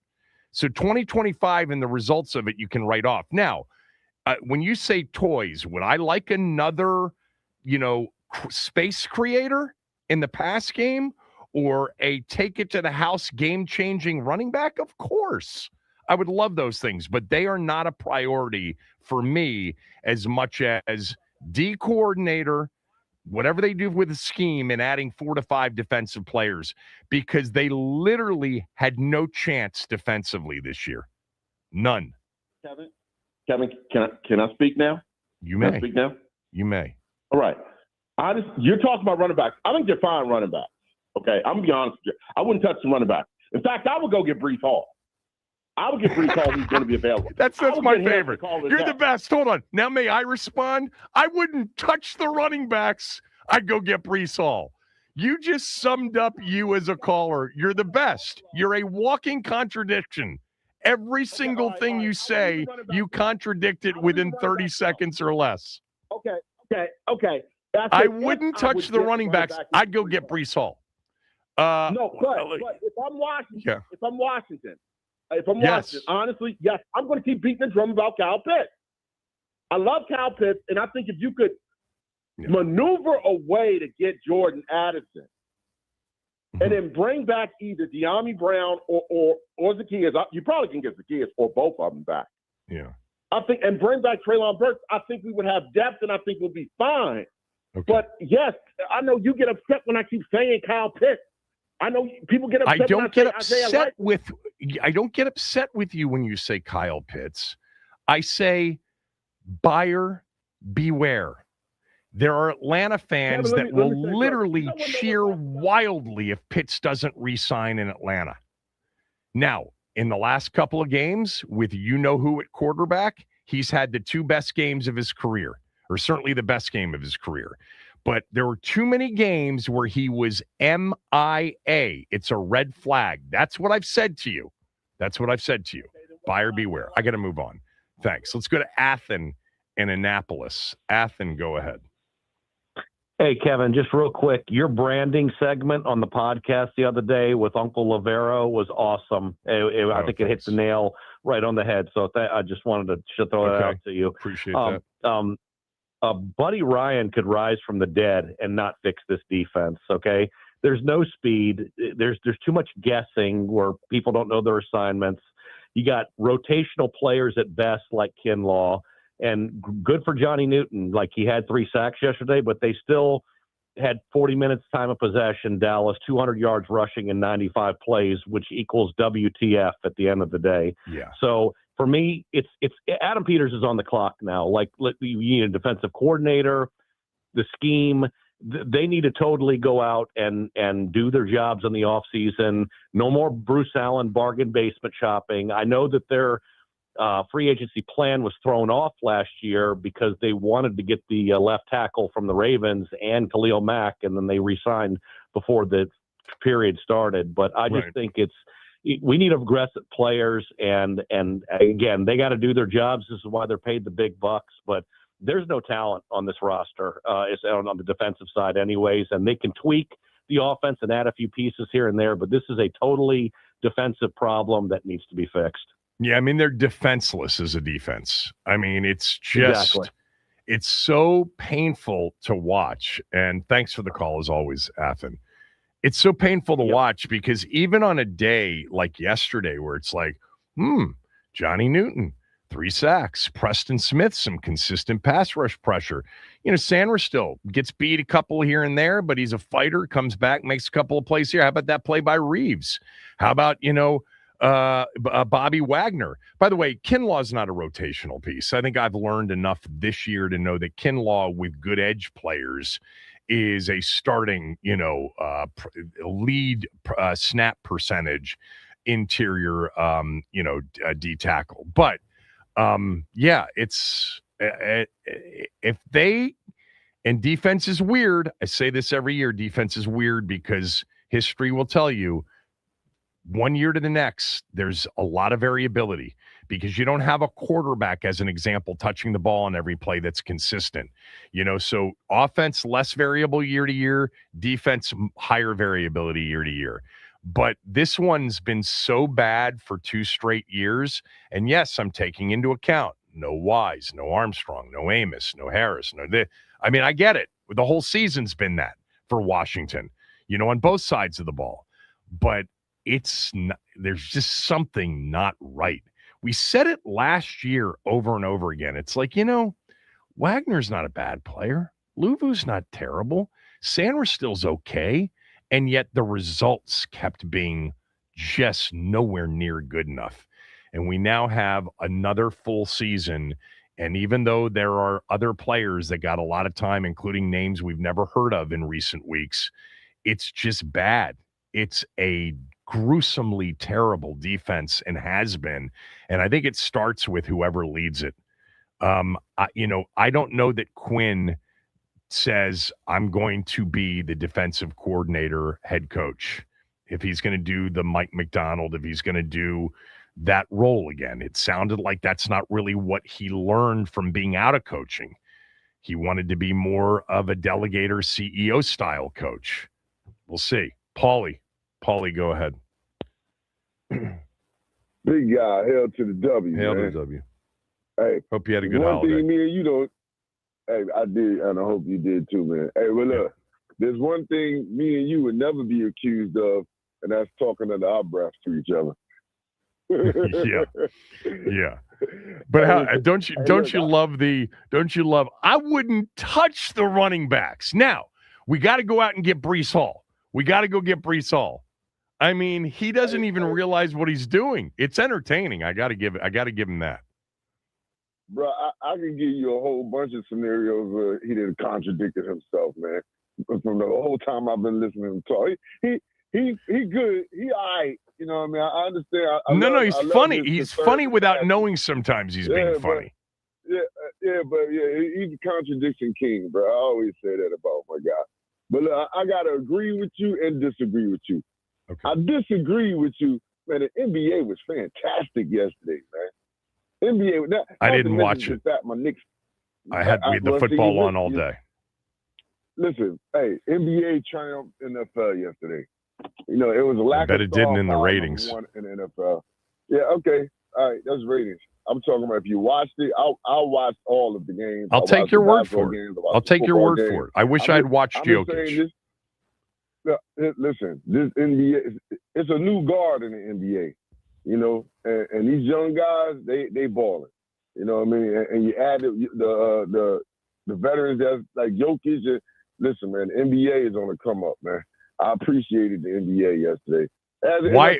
Tell me real quickly, man. Why have the Spurs beaten the Thunder 3 straight games? Listen, man, me and G from the shop was talking about this yesterday, and I can't figure it out other than they don't respect them. They don't fear them. And they got a bunch of young talent, man. They probably the deepest young team in the league, and it's just the whole culture, man. How's Dylan Harper playing? Dylan Harper is a baller. Yeah, he's a baller, and you still got De'Aaron Fox. Right. Fox was the guy that was leading the way yesterday. So you got a talent like Harper, second pick in the league? He's coming off the bench. And Castle, and he's able to. I mean, Castle, man. Castle might be one of the best all-around young players in the league, and they play defense. You know what I mean? The Spurs, man, they set up. They're set up to make a very long run, man. I'm telling you, man. But yeah, the NBA is fantastic right now, man. All right. So that's what you disagree with me on, and by the way, that's not really a big disagreement. You didn't watch the game, so I didn't watch the games yesterday. You're right. I didn't. Right. Good games, man. Hey, my Knicks came back for 17. I was loving it. But let me say this about our team. Yesterday was a glorified preseason game, and that's cool. And I liked how they showed up to play. You know, they ain't just lay over. They ain't just, it's Christmas, let's go home. They showed up to play. But like you said, the defense this is the worst defense I've ever seen this organization have in a long time. But I'll say to you, talking about Dan Quinn, I like Dan Quinn as the play caller off the fact it seems that he's engaged in the entire game. I gained so much respect for him at the end of the game, how he set it up with the 3 timeouts, 2 minutes warning to get the ball back to try. Him being engaged in these games has given this team a chance. Well, what are you saying? Are you saying that he wasn't engaged when he wasn't responsible for calling the plays on defense? I'm not saying he wasn't engaged, but I could see the difference in I don't know, just the play or just the overall feel or just him on the sideline. When it's almost like he's thinking a step ahead, 2 steps ahead, because he's calling the plays. Do you want him to be the defensive head next year? Do you want him to be the head coach, defensive coordinator next year? I wouldn't be mad at it because I think he's good at it. I just think you need to get him the players. And that's why I say I agree with you on this. That we're good on offense, man. We can sign a player here or player there on offense or draft a player. Number one, you don't go get Kyle Pitts, man. You don't sign a luxury. You draft a luxury. You don't spend that money on a luxury when you got so many holes on your defense. And the problem with this is why I agree with you. The problem on the defense is there's no scheme. You look at all the good defenses in the league, Minnesota, they're going to blitz. Denver, they're coming off the edges. They built their edges. Well, there's a scheme. There's no identity. That's what I'm saying. There's no identity to this defense. So how can you have your players excel, or how do you know who's really good for your defense if you don't know what your defense is? We're playing vanilla defense out there. And in this league, this complicated league, you can't be a vanilla team because the offense vanilla, and they got beat on an 86-yard touchdown pass over the top on 3rd and 11. By the way, I'm not disagreeing with you, but my God, I mean, it's 3rd and 11, and you let somebody run by you. That's just 38, 30-10, and you give up a first down draw to a slow fullback. I know. I mean, the defense is no identity to it. So what are we doing? Just playing vanilla out there. And, unfortunately, that's what happens, man. But look, they have to take care of the edges. Like, I hear everybody saying there's no speed. There's no speed because there's no youth, all right? You got to take care of the edges. You got to sign some young guys. You know what I mean? You got to play the guys you got. This might be the best thing ever for them these past 4 games, for them to have to play all these young guys they got. Because that's how you build your roster. That's how you build your depth. You don't build your depth with veteran players. You build your depth with younger players. And that's how you develop the players. But what's weird is the players that we haven't seen are veteran players. Like this guy Tuttle's 30 years old. The guy, Preston Smith, obviously they signed, a month and a half ago or whatever. Whatever is older. He's done. He's done. Definitely want to bring back Debo. Definitely want to bring. I don't know how they're going to do it, but they need. I like Burks, Debo, McLaurin. You got McCaffrey coming back. You got Jalen Lane to be coming into the next year. You might want to add another guy that's a burner up the sideline. You're good at the linebacker. At the receiver spot. You're good on the offensive line. All right, the tight ends are yeoman. You got to play center, see what you got. You don't have to sign them. So you're good at running back. If Love is there, definitely take Love, man. Like I said, offensively, it comes down to It comes down to if they can just keep their best players and keep them available. I think I think most reasonable people that have watched these players individually and collectively as a team would feel like we're not going to suck on offense. We're going to be pretty good, because the bottom line is, even with all the injuries, like even yesterday, they moved the football. Like, with what they had on the field, they averaged 8 yards per play, for crying out loud. We win that game with Marcus Mariota at quarterback. We win that game with Marcus Mariota at quarterback, man. And this the whole thing is. I think we win last week's. Or we had a chance last week. I don't know if it. I think he coached up Josh Johnson pretty well. All right, I gotta roll. I gotta get to a break. I could talk to you forever. You know that, but we can't do that on radio. Little, Dave, Lap, Ian, stay on hold. We'll take more calls next. Bennett, 12, smell test next hour. We'll go around the NFL next hour. Maybe play a little bit more of what Dan Quinn said about Johnny Newton yesterday. So we got more show to go. Stay with us.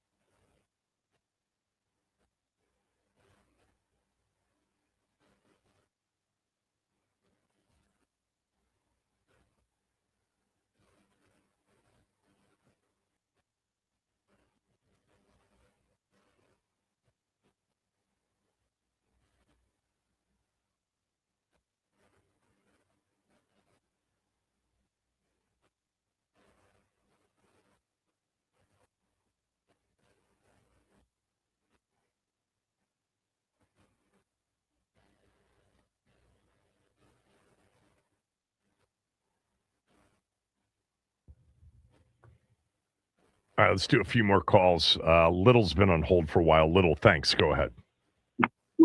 Coach, tell it like it is. That's all I can say. Tell it like it is, Coach.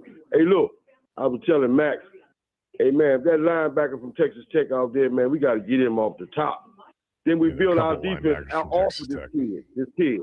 Yeah, he won the Outland Trophy for the best linebacker in the league, in the college. And look, one other thing, Kev, I'm hearing some scuttlebutt, man, that Kingsbury might be checking out.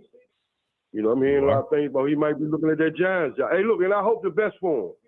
Because we got to get somebody in here, man, that's going to be fundamentally football for what we know for years and years and years. This organization always established the run. That's how we punish people.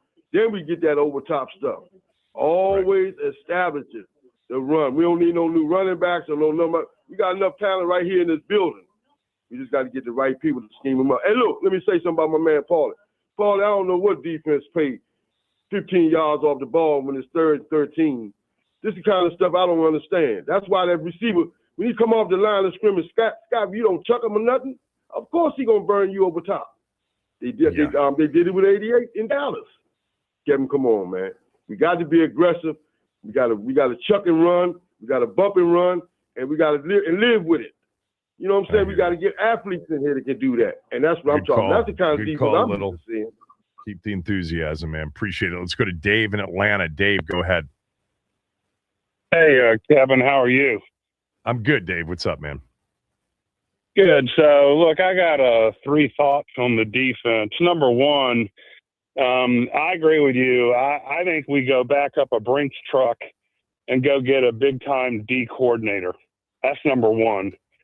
Number two, I'd go get our money back on defense. Anybody that's not signed that's making a lot of money on our defense, I'd get rid of them. That includes Deron Payne.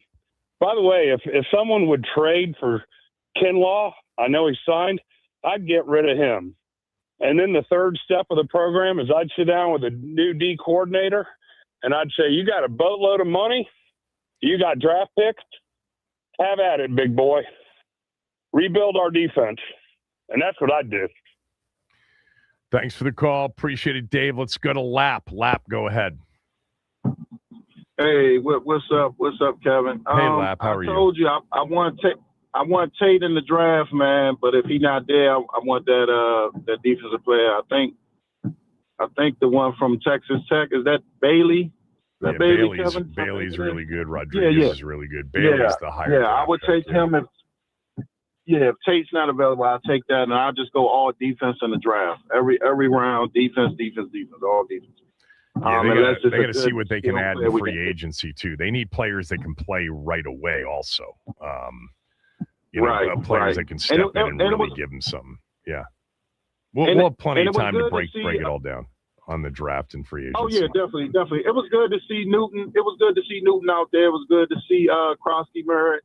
I was really happy about that, man. I like Debo, man. I think we could find a way, if the money works, to bring him back, man, because he is a difference maker out there, man, for sure.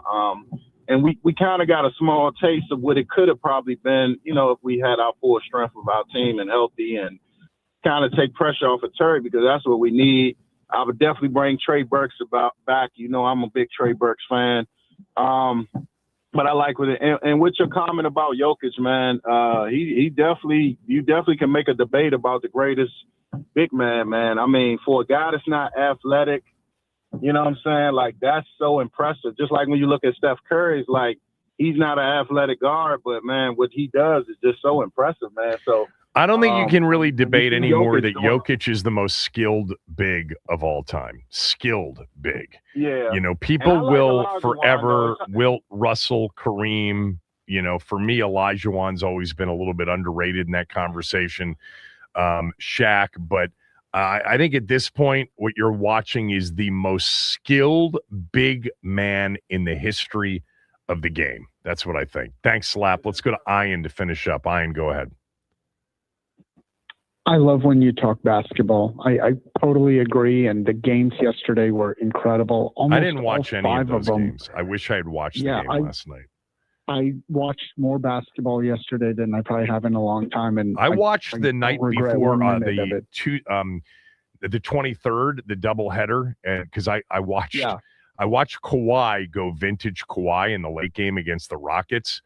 But the first game was an incredible game too, the Dallas-Denver game. But I didn't watch any NBA yesterday. I had football on all day. Yeah, but going back to football, I hear all these callers saying we got to draft defense or we got to acquire this, and on offense, I think there's going to be a lot of turnover on both sides of the ball. And I keep going back to this point. I don't want Dan Quinn as head coach back because it is his philosophy. That ship's not even coming close to leaving. Okay, he's here, but we know your opinion. You think everybody should be fired. That's what you want. Now, what you started to talk about specific players, like you don't think offense is going to be a complete turnover. Where do you, or it isn't going to be lacking of turnover? Where do you see the changes coming on offense? I don't think Debo should come back. I think his age and that, and I've said this to you many times before, I think there's some type of divorce coming if Adam Peters is here with Terry McLaurin. I know he got the new deal. I just don't think it's you can't divorce him. You gave him the contract extension is for next year. It cost you too much to divorce him. We've seen teams take huge. They're not going to do that. They want Terry back. They need Terry back. It's why they gave him what they gave him to begin with. Yeah, I'll make whatever bold take, hot prediction, whatever that you he's call not back. It. You heard it here first. I don't think Terry McLaurin is on the 2026 Washington Commanders football roster. I think they will draft new receivers, new tight ends. The O-line stays as is.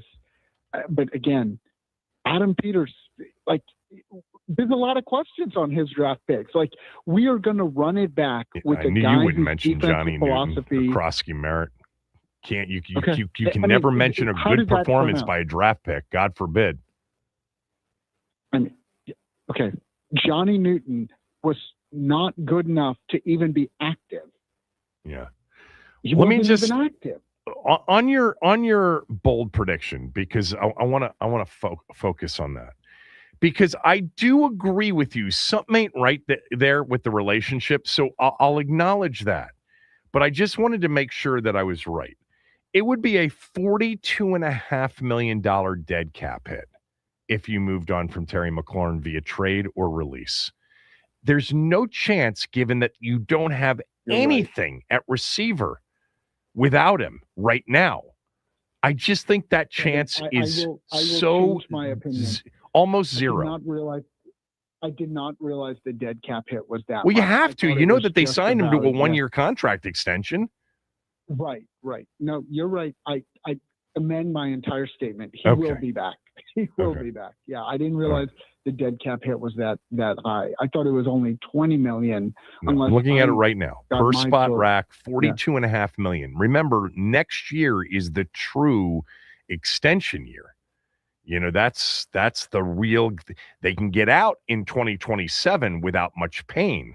Actually, no pain at all, with significant savings. But no, next year, the 42.5 dead cap along with what is cap hit. So it would be 18.3, 42.5. So you're talking about a $24 million difference. They're not taking that. They're just not. All right. I got to run. Happy New Year to you if I don't talk to you between now and then. Ben Standing's up next.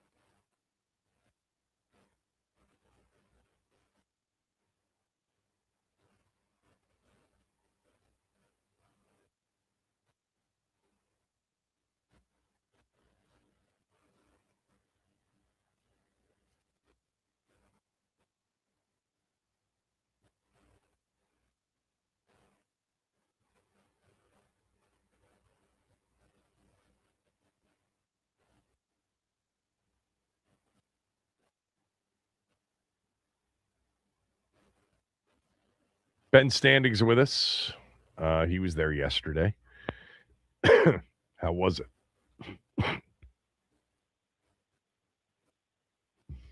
Did he hear me? Sorry, I was coughing. Ben Standing's with us. Start over. At Ben Standing on X and on Twitter. He writes really well and prolifically, and that includes quite often on Substack. He's got a podcast called Last Man Standing. So, what did you make of the big Christmas Day showdown between arch rivals Dallas and Washington? Well, I mean, I think we all went in anticipating nothing but coal in our stockings, considering the scenario of both of these teams way out of it, and Washington on its third string quarterback. But, I would say that all things considered, if you ignore the bigger picture, it was a pretty entertaining game, right? I mean, that obviously it came down to the end. It wasn't a blowout for Washington. Bill with the 72-yard run, that was exciting. Obviously, the 86-yard touchdown catch for Dallas, and less exciting for the home crowd, but a big play nonetheless. So, it was all things. It could have been much, much worse, I'll say.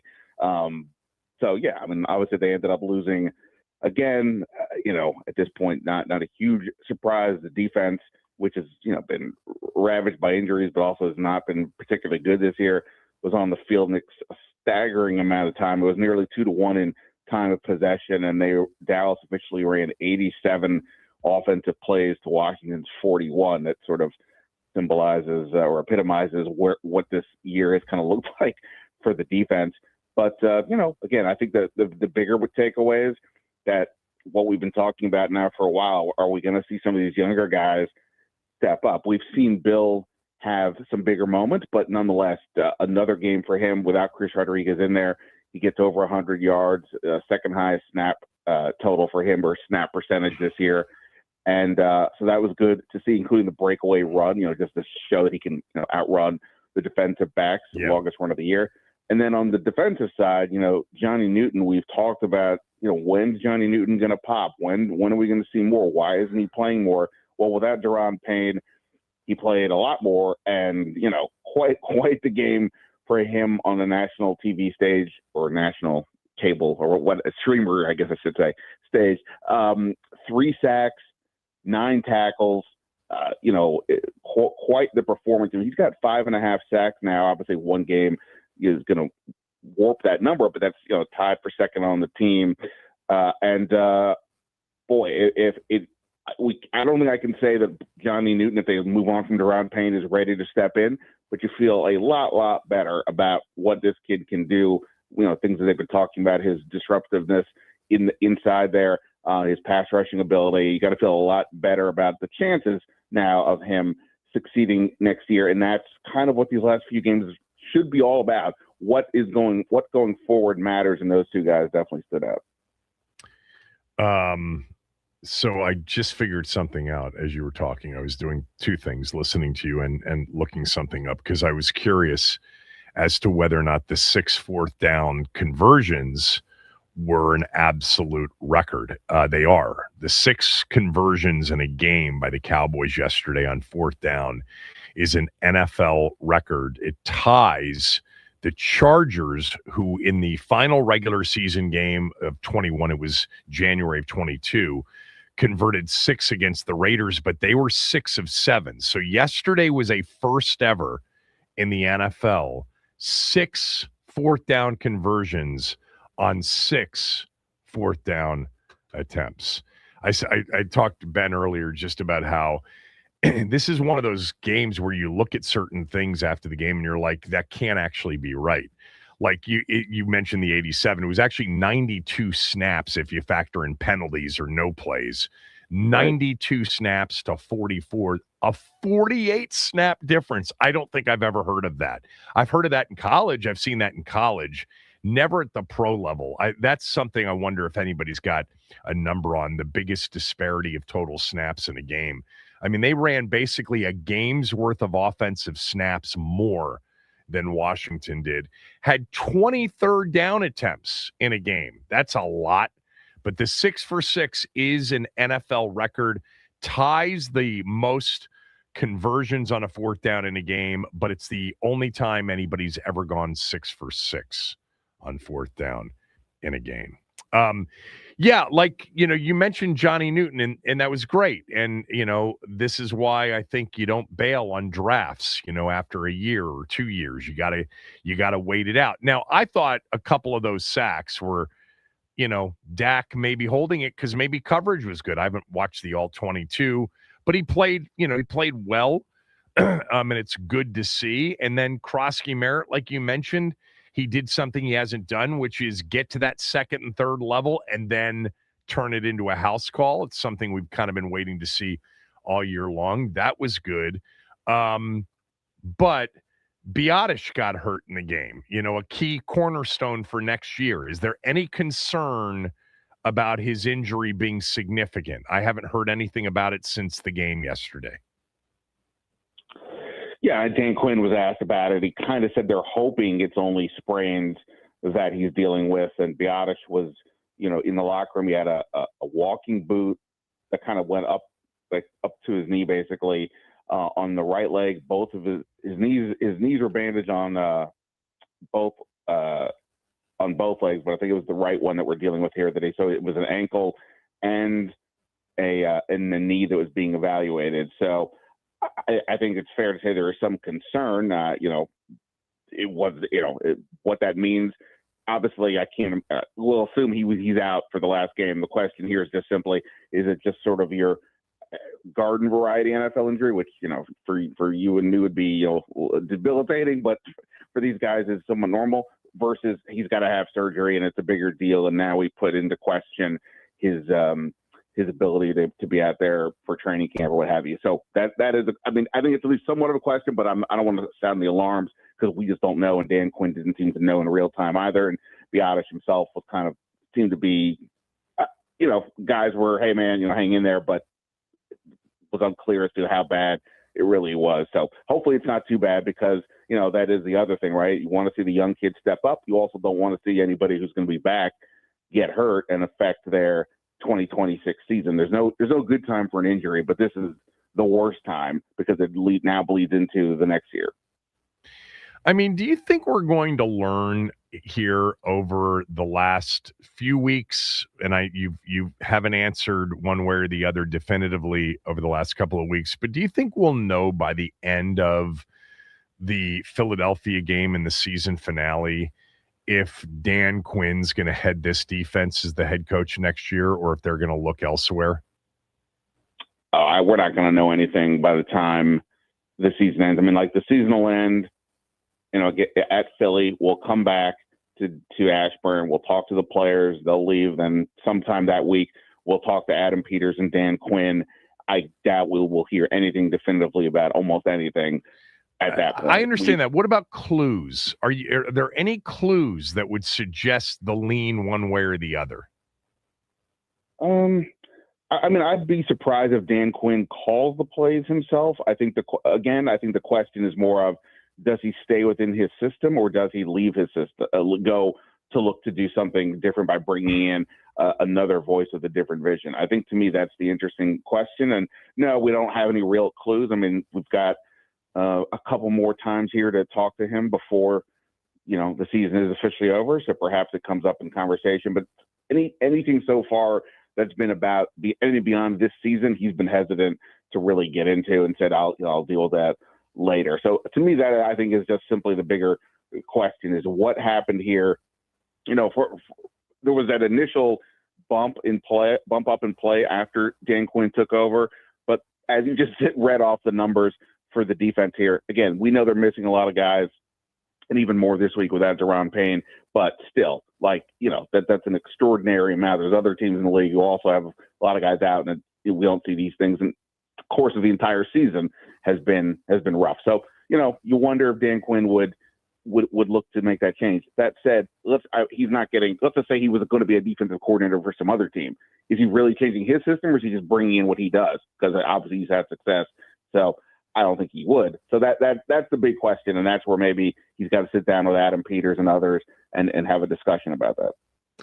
Yeah, it's just it's to me the most vital thing that they figure out how to fix, and it just I don't know anything about anything. None of us really do, because we're not inside those doors and we don't know the challenges they have. But this is going to be 2 straight seasons of gruesome defense, and he's a defensive head coach, and you've got to. I mean, he made the move with Joe Witt Jr., but it's not like they've improved dramatically. They've played differently, but they haven't improved dramatically.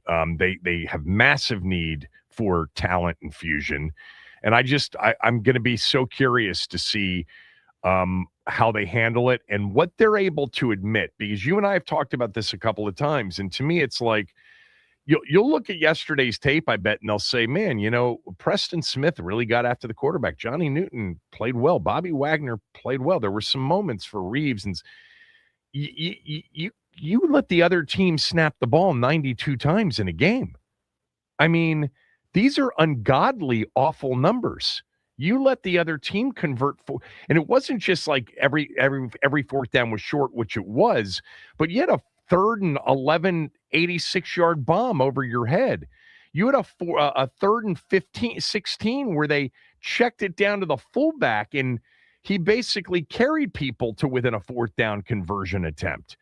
It's just so terrible that it's like, if you even bring back anything that remotely smells like the last 2 years, you better be right, like in a major way. Or this time next year, injuries won't be an excuse, even if they are an excuse.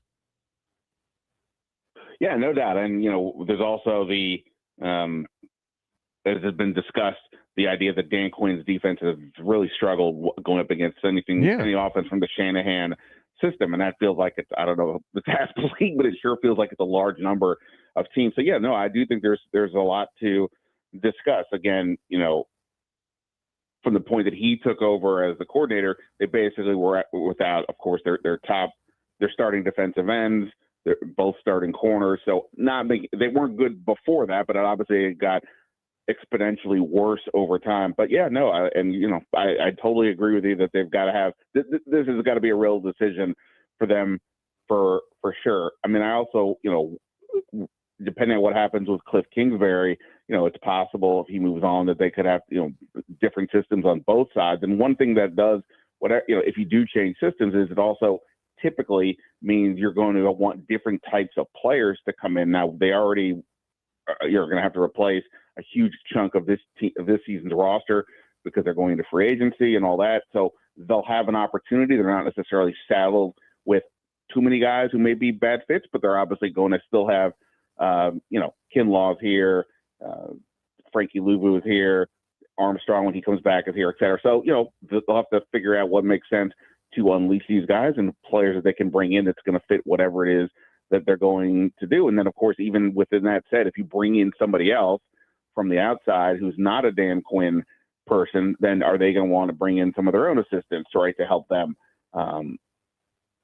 preach what's got to be done. So, yeah, there could be significant changes across the defense, or there could be just one guy that comes in, he's the new defensive coordinator, somebody Dan Quinn knows, and they move forward. Talking to Ben Standig at Ben Standig on X on Twitter, I think yesterday was a good day for Cliff Kingsbury because he basically coached Josh Johnson, his first start since 2021, into a Marcus Mariota-esque performance. Mariota, not with the running.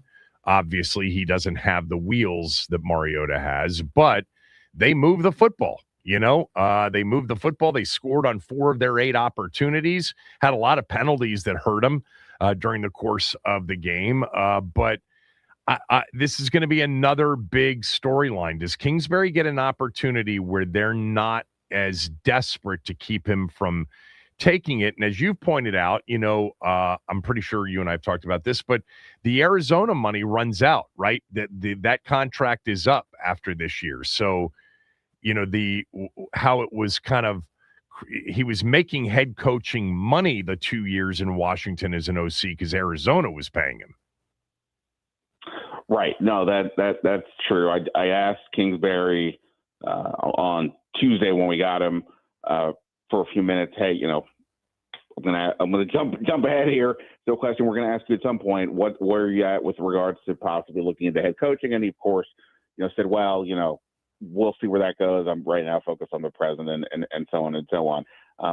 We'll see what the NFL opportunities look like. These jobs often go to somebody that's the hot candidate. I don't know that can be him this year with the way things have gone, but they also can go to guys who've had the job before and have generally good reputations around the league, and that's where he could slide back in perhaps. So it was definitely a more dialed down offense.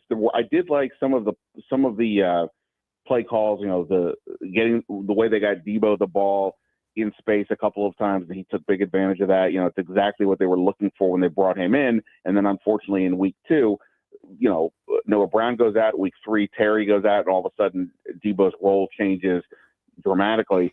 So it was a sign there of what it could have been. Unfortunately, it's gone the way it's gone. But it was more of a dialed back offense. Dan Quinn talked about that they played under center more than they had, which logically you should do. It's different personnel. Josh Johnson, as you said, is not Marietta or Daniel. So I think that's going to be a huge question for this season as well. What makes sense for this group going forward? They are the only team in the league who essentially runs this hurry up, no huddle offense. And are the other teams all silly, or do they just know some more than the other teams do? Like, what's the deal here on that front? I do think that's an interesting question that, again, something to be discussed, not because necessarily of the 4 wins, but, ultimately, is this the right offense to carry them?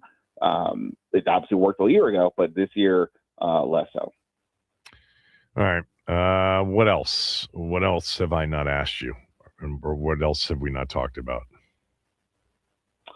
Well, obviously, we'll have to see who's available for the game next week. Are they going to start to sit some more people? Obviously, this game, Deron Payne was out with a back. I'll assume it was legit, but I'm glad they kind of didn't play a guy like that, especially with him, where if it gets an injury, and what does that mean for his contract? Going forward. And so that's a good thing. Laramie Tunsil, I would assume, won't be back. He's now having missed the last 2 games. Why would you bring him back for the 3rd? What about Terry McLaurin? He's missed so much of the year. I can imagine he wants to keep playing, but will they step in and decide, hey, we're gonna call here? And I guess Dan Quinn didn't flat out say that Josh Johnson would start in week 18. Wasn't asked about it after the game, but earlier in the week when he was asked, he didn't say it couldn't happen. So, does Johnson go back out there? Again, I think we all thought, what's the reason of playing him now? But after he played, I really don't know what the reason is of playing him now with Sam Hartman sitting there, but they don't seem to be inclined to go that route. So that's at least something else that we could possibly talk about next week. Yeah, I can't imagine that Josh Johnson doesn't start the season finale. It seems like they're going in that direction. Last week the excuse essentially for skipping Hartman was, well, it was a short week and he doesn't get a lot of reps, so that wouldn't be unfair. Okay, well, that's obviously not going to be the case this time, but yes, I would imagine Johnson still stays. And look, it's not a matter of what he is or isn't, and he looked fine. He did a good job. This is, if that game had truly mattered and that's the performance he delivered, you'd be thrilled that your 3rd string quarterback did that. But when you plan for the next season, they'll be 40 next year. That can't be the plan in any way, shape, or form. So what's the deal there? We'll have to see. Well, the plan hopefully is for your starting quarterback to play 17 games next year. That would be ideal. That would be ideal. And then the 3rd and 4th string, December conversations don't need to take place. Thank you. Appreciate it. Hope you had a good holiday, and we'll talk before the new year. Kevin, always a pleasure, man. Merry Christmas to everybody out there. Thanks for having me. Ben Standig, everybody. When we come back, we'll go around the NFL, preview some of the games upcoming, and then I will finish the show with a weekend smell test, which is a dynamic situation right now. Things are changing. I had a bunch of games, and now I don't have as many. Kevin Sheehan Show, the Team 980, theteam980.com.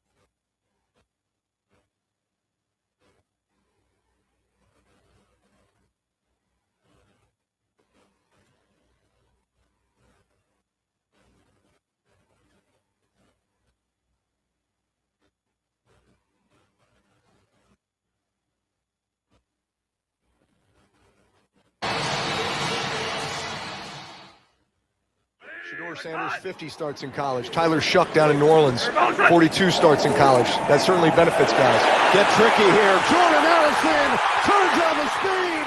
Look out. Addison. Can he get there? Forced toward the sideline. Touchdown.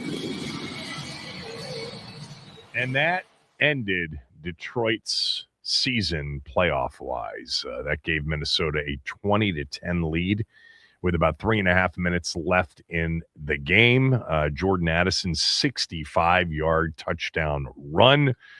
The Vikings beat the Lions 23-10 yesterday in a game in which the total Minnesota passing number for the game was 3 net yards. Max Brosmer, 9 of 16 for 51 yards, and he got sacked 7 times for 48 yards. How did Detroit lose this game? Well, they turned it over 6 times. For some unknown reason, Dan Campbell is the play caller. They could not protect Jared Goff against Minnesota's pass rush. Minnesota's defense here over the last 5-6 weeks has been lights out. Goff sacked 5 times. Goff fumbled, hit and fumbled 3 times, although one of them was him just losing it on a quarterback sneak. He also threw 2 picks in the game, 6 total turnovers for the Lions in a 23-10 game in which Minnesota only had 161 total yards and 51 gross passing yards, 3 net passing yards. Detroit, NFC title game 2 years ago, number 1 seed, ousted in the divisional round by Washington a year ago, and this year 8-8 and out of the NFL playoffs. They have lost 3 consecutive games to the Rams, Steelers, and Vikings. They are done. Going to be interesting to see if there's change in Detroit, not Dan Campbell wise, but are they going to let him call plays next year? Remember, the first game he did it was against Washington, where any of us could have probably called plays and had success, and that led him to believe that everything would work after that, near 600-yard day and 44 points against our defense. The rest of the way has been rough for him. And the Lions are out, man, out. Ben Johnson, Aaron Glenn, we knew those were the 2 big changes. But as much as that, what really happened to the Lions here, especially in the second half of the season, decimated injury-wise along the offensive line. And that really ended up derailing their season. The Lions are out, man. Minnesota, how about this? Completely out of it, eliminated a few weeks ago. They've won 4 straight games to ruin their draft position, but to feel a little bit better about the season that they've had. Kevin O'Connell doing a good job there, but really Brian Flores is the star there. Their defense is complex, it's difficult, and it's good. Let's go to the Thursday night, Christmas night game at Arrowhead. 14th play of this drive. Nix is rolling. Nix will throw, and it's caught for the touchdown by R.J. Harvey. Kansas City hung in there in this game with Oladokin a quarterback. I mean, he only threw for 66 yards in the game. They only rushed for 82 yards in the game, but they didn't turn the ball over. They played good defense. And it was a 13-13 game late into the game when Denver took a 20-13 lead on an R.J. Harvey touchdown there with 1:45 to go. That was the difference. Denver was a near 2-touchdown favorite at Kansas City. It's the biggest dog Kansas City's been in forever. The Chiefs obviously can't win without all of their players missing. Denver gets to 13-3. And here's the deal for Denver, simply put. Denver right now has if the Chargers win tomorrow against Houston, big if, but if they do, next week in Denver, the Broncos and the Chargers for the AFC West title, potentially even the 1 seed overall, although New England will have something to say about that. Jacksonville will have something to say about that. But the Chargers in Houston tomorrow if the Chargers win at Denver next week for the AFC West title. That certainly feels like a Sunday night season ender, although they'll have a Saturday night season ender as well next weekend. All right, let's go, Max, to what we have coming up this weekend. Let's start with whatever you got on Saturday. All right, yeah. First of the Saturday games, we got the Chargers headed into NRG Stadium taking on the Texans. Houston looking to clinch a postseason berth with a win or a Colts loss. Meanwhile, the Chargers already clinched a wild card spot, but no doubt this will be a pre-playoff stress test for Justin Herbert and the Chargers offense. Chargers favored by 2 points. Over-under is 39.5. Not a lot of scoring expected in this one, Kev. Which one or which defense gets it done? These are two really good football teams right now. Texans have won 7 in a row. Chargers have won, I think, 6 out of the last 7. You know, the last time these two teams played each other was the postseason last year, wild card round. Houston got off to a rocky start, and then they dominated the rest of the way, and they sacked Justin Herbert. They picked him off 3 or 4 times in that wild card win. It was such a dominant defensive performance in that playoff game. 32-13, I think, was the final score of that game. The Chargers, as I mentioned, if they can win tomorrow at SoFi, they will go to Denver with a chance to be the AFC West champs. If the Texans win tomorrow, they clinch a playoff berth. For them, the only way they don't make the playoffs is to lose one of their final 2 or and have the Colts. They have to lose their final 2 and the Colts have to win their final 2 for Houston not to make the postseason. So Houston, still has the Chargers tomorrow, and then next week they play the Colts. So that could be for a playoff spot if Houston loses and the Colts beat Jacksonville. So that's another potential big game next weekend. I can't wait for this game. This is the best head-to-head matchup of the weekend. These are two really good defensive teams. These are two teams with good quarterbacks. I'd take Herbert over C.J. Stroud, but Stroud's played well. These are two teams that want to run the football. These are two teams that need to run the football tomorrow to protect their quarterbacks against mayhem pass rushes. I think Houston right now, and I've said this for 6 weeks, Max has been with me, I think they're the team to beat in the AFC postseason if they get in. It's a big if. They got to win one of these 2 or Colts have to lose one of the final 2. Their defense is so good. Their defense, by the way, right now in total yards per game, rank 1st and 3rd defensively in the league. In DVOA, it's 2 and 3. I'm sorry, it's not 2 and 3. It's 2 and 9. The Rams are number 3. Houston's the number 2 defense in the league per DVOA, and the Chargers are 9th. This is one hell of a football game with big stakes. I like Houston to go in there and win, Max. I just think that right now their defense is better than anybody else's.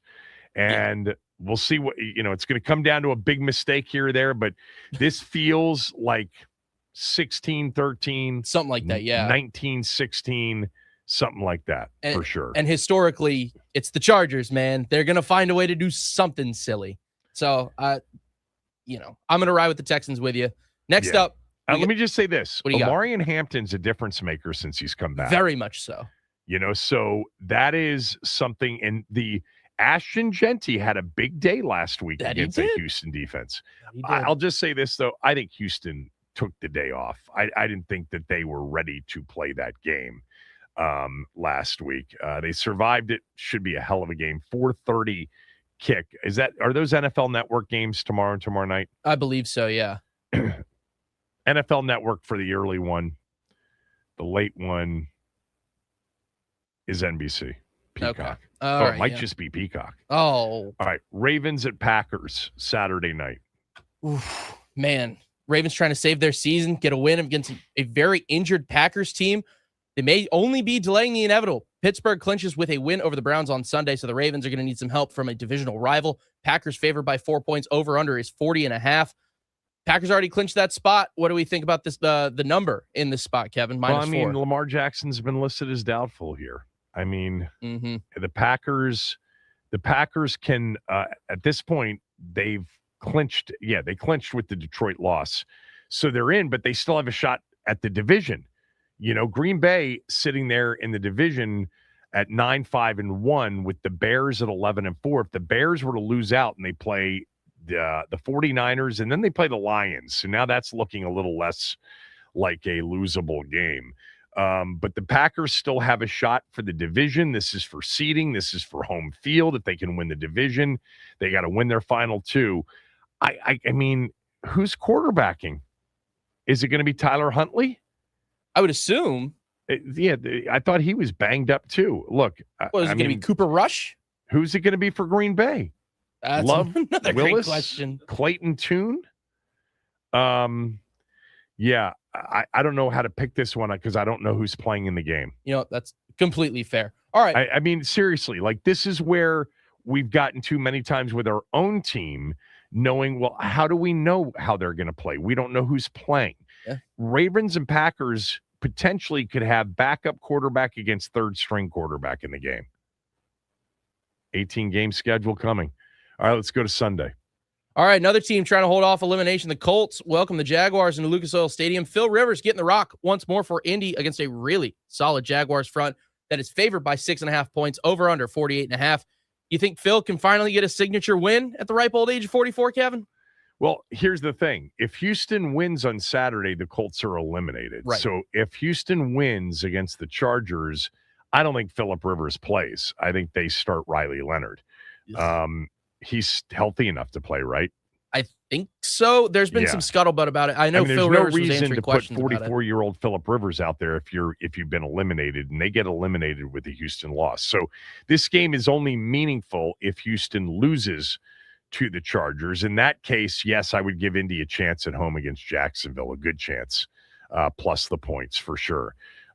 Phillip Rivers gave a masterclass on Monday night on how to play the quarterback position, even though, occasionally he's underthrowing guys and took a couple of deep shots that were underthrown.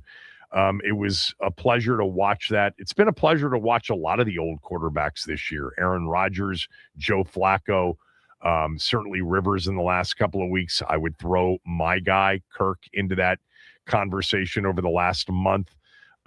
You just see the void of, high level, kind of IQ quarterbacking. The younger quarterbacks are coming into the game having played much simpler systems.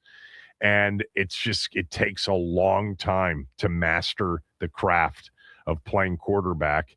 And when you see guys that have been doing it for their whole lives and they come in and it looks completely different, it's kind of interesting to watch. But I don't know how to pick this game other than to give you an either or. The Colts for sure hang in there and have a chance to win the game if they're playing for something. If they're not playing for something, I would assume Jacksonville rolls without Phillip Rivers playing and Riley Leonard, and that line will change dramatically.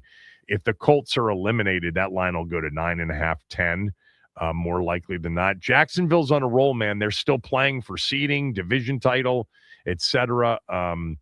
But tough to pick until we know whether or not it means something for the Colts. What's next? Next up, I got the Bucks desperately needing a win over the Miami Dolphins to guarantee that they stay alive in the NFC South race. Otherwise, Carolina could end it with a big-time statement win over the Seahawks. Miami not really playing for much other than spoiler at this point, but you'd really be surprised how effective that can be. Bucks -6, over under 45.5. How much you keep an eye on this one, Kev?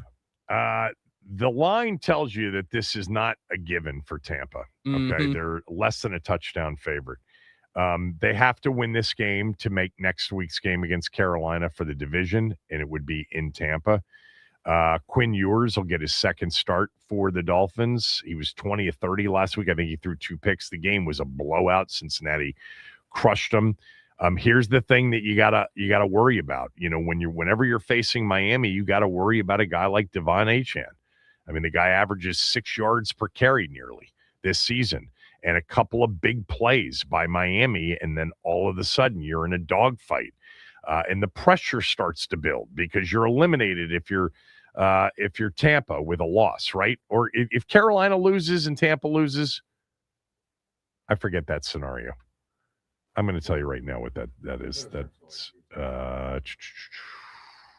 So the Panthers can clinch the NFC South with a win and a Tampa Bay loss, or tie, or a Carolina tie and a Tampa Bay loss. Yes. So Carolina, like you said, if they lose to Seattle, their game against Seattle, Tampa's game against Miami is the crucial game. If they win, it's over if Carolina beats Seattle. If Tampa loses and Carolina wins, it's over. If Tampa wins, it doesn't matter what Carolina does against Seattle. It'll come down to the final week. If they both lose, then it comes down to the final week. So interesting scenario. It looks like we're coming down to the final week, regardless of what happens. For sure. But I would expect Tampa to have a struggle in Miami tomorrow. What's next? All right. Next up, we got the other Sunday. NFC. Yeah, we got the other NFC South team trying to make the postseason. The Panthers hosting the Seahawks in a 1 p.m. matchup. So the Seahawks coming east. Early wake-up call for Sam Darnold and Jackson Smith and Jigba. Panthers can clinch with a win and a Bucs loss. Meanwhile, the Seahawks would need some extra help to clinch the NFC West, even with a win. Seattle favored by 7, over/under 42.5. What do you got on this one, Kev? I mean, Seattle, let's not forget the last game they played. One of the best NFL games start to finish in years, and certainly in the fourth quarter and overtime, the 38-37 comeback win over the Rams. It puts them in position where they and the 49ers control their own destiny, but they play each other next week to get to that game and a chance to walk it off for the 1 seed. They got to win against Carolina. And again, Carolina, can clinch the division with a Tampa loss simultaneously, but I think they'll have to assume Tampa will win as a 6-point favorite. I wouldn't call it a lock there. This is an interesting matchup. I think right now, the Seahawks, they're really good on defense. And yet Sam Darnold is just, he's just too much Jekyll and Hyde. And Carolina's defense has also come up in big spots. Yeah, it has against the Rams. They picked off Stafford a few times in that game. I mean, could I see Darnold throwing 3 picks and Seattle losing in a 1 o'clock East Coast game against Carolina? Sure, I could see that. I'm not going to – this game I don't like either way, just so you know. But if you force me, I think I'd take Carolina plus the points. Yeah, I'd give me the points on that one. All right, next, Summer Call on this one, a potential Super Bowl preview. And, hey, given how things have gone so far, I could be willing to hear them out. Both these teams have played like 3 seasons in this 1 year. Bills are welcoming the Eagles into Highmark Stadium for the lone 4:25 p.m. game of the week. Bills locked up a playoff spot, but still looking to possibly snatch the NFC East away from New England. Meanwhile, the Eagles really only playing for seeding and probably trying to figure some things out on offense. Buffalo -1.5. Over/under is 44. Tight line here, Kev. What do you think? I think Saquon Barkley is going to run all over this Buffalo defense. Yeah, but James Cook without big boy Jalen Carter there could also have a big day. I like Philadelphia here. I know that people are going to look at Philly and say, okay, did they get it together? How can we know that when their 2 opponents were the Raiders and the Redskins? Right. Like in back-to-back weeks. So Buffalo tougher. I have not looked at the weather for that game. Cold, I assume. I would assume cold. I would assume nasty. This comes down to, can you force Philadelphia to throw the football enough? If you can't, then Philly has a chance to win this game. And then we've seen Josh Allen when they've played teams that have really gotten after him. I mean, I think about that Texans game.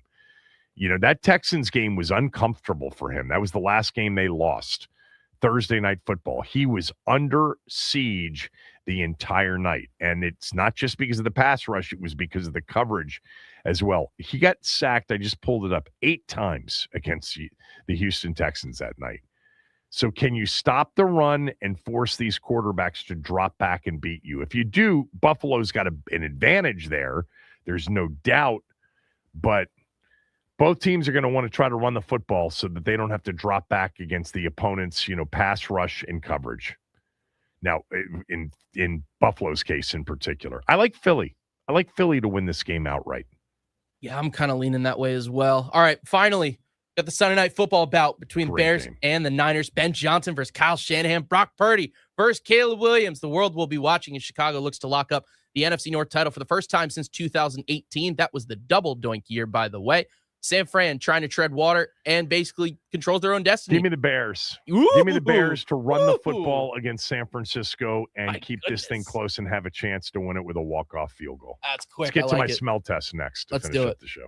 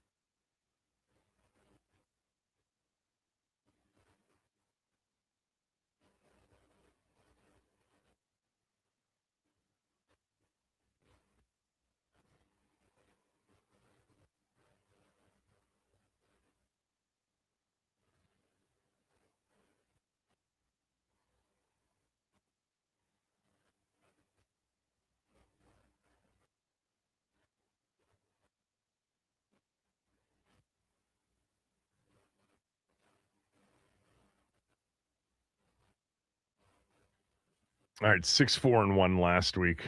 So another winning week. 106, 62, and 12 on the season. So 44 games above 500 on the season. Absurd, I know. And I keep saying and warning, something's going to happen here. There's probably a bad weekend coming. So I gotta mention right now, you gotta follow me on Twitter if you're not, you're interested in my smell test picks, because there are too many Sunday scenarios in which I can't give it out today because the lines are going to change dramatically based on what happens tomorrow in too many games. So I'm going to give you my Saturday selections today, and then I'm going to tweet out on Sunday the Sunday picks. All right. Because, for example, the Colts Jacksonville game is so contingent on what happens in Houston Chargers.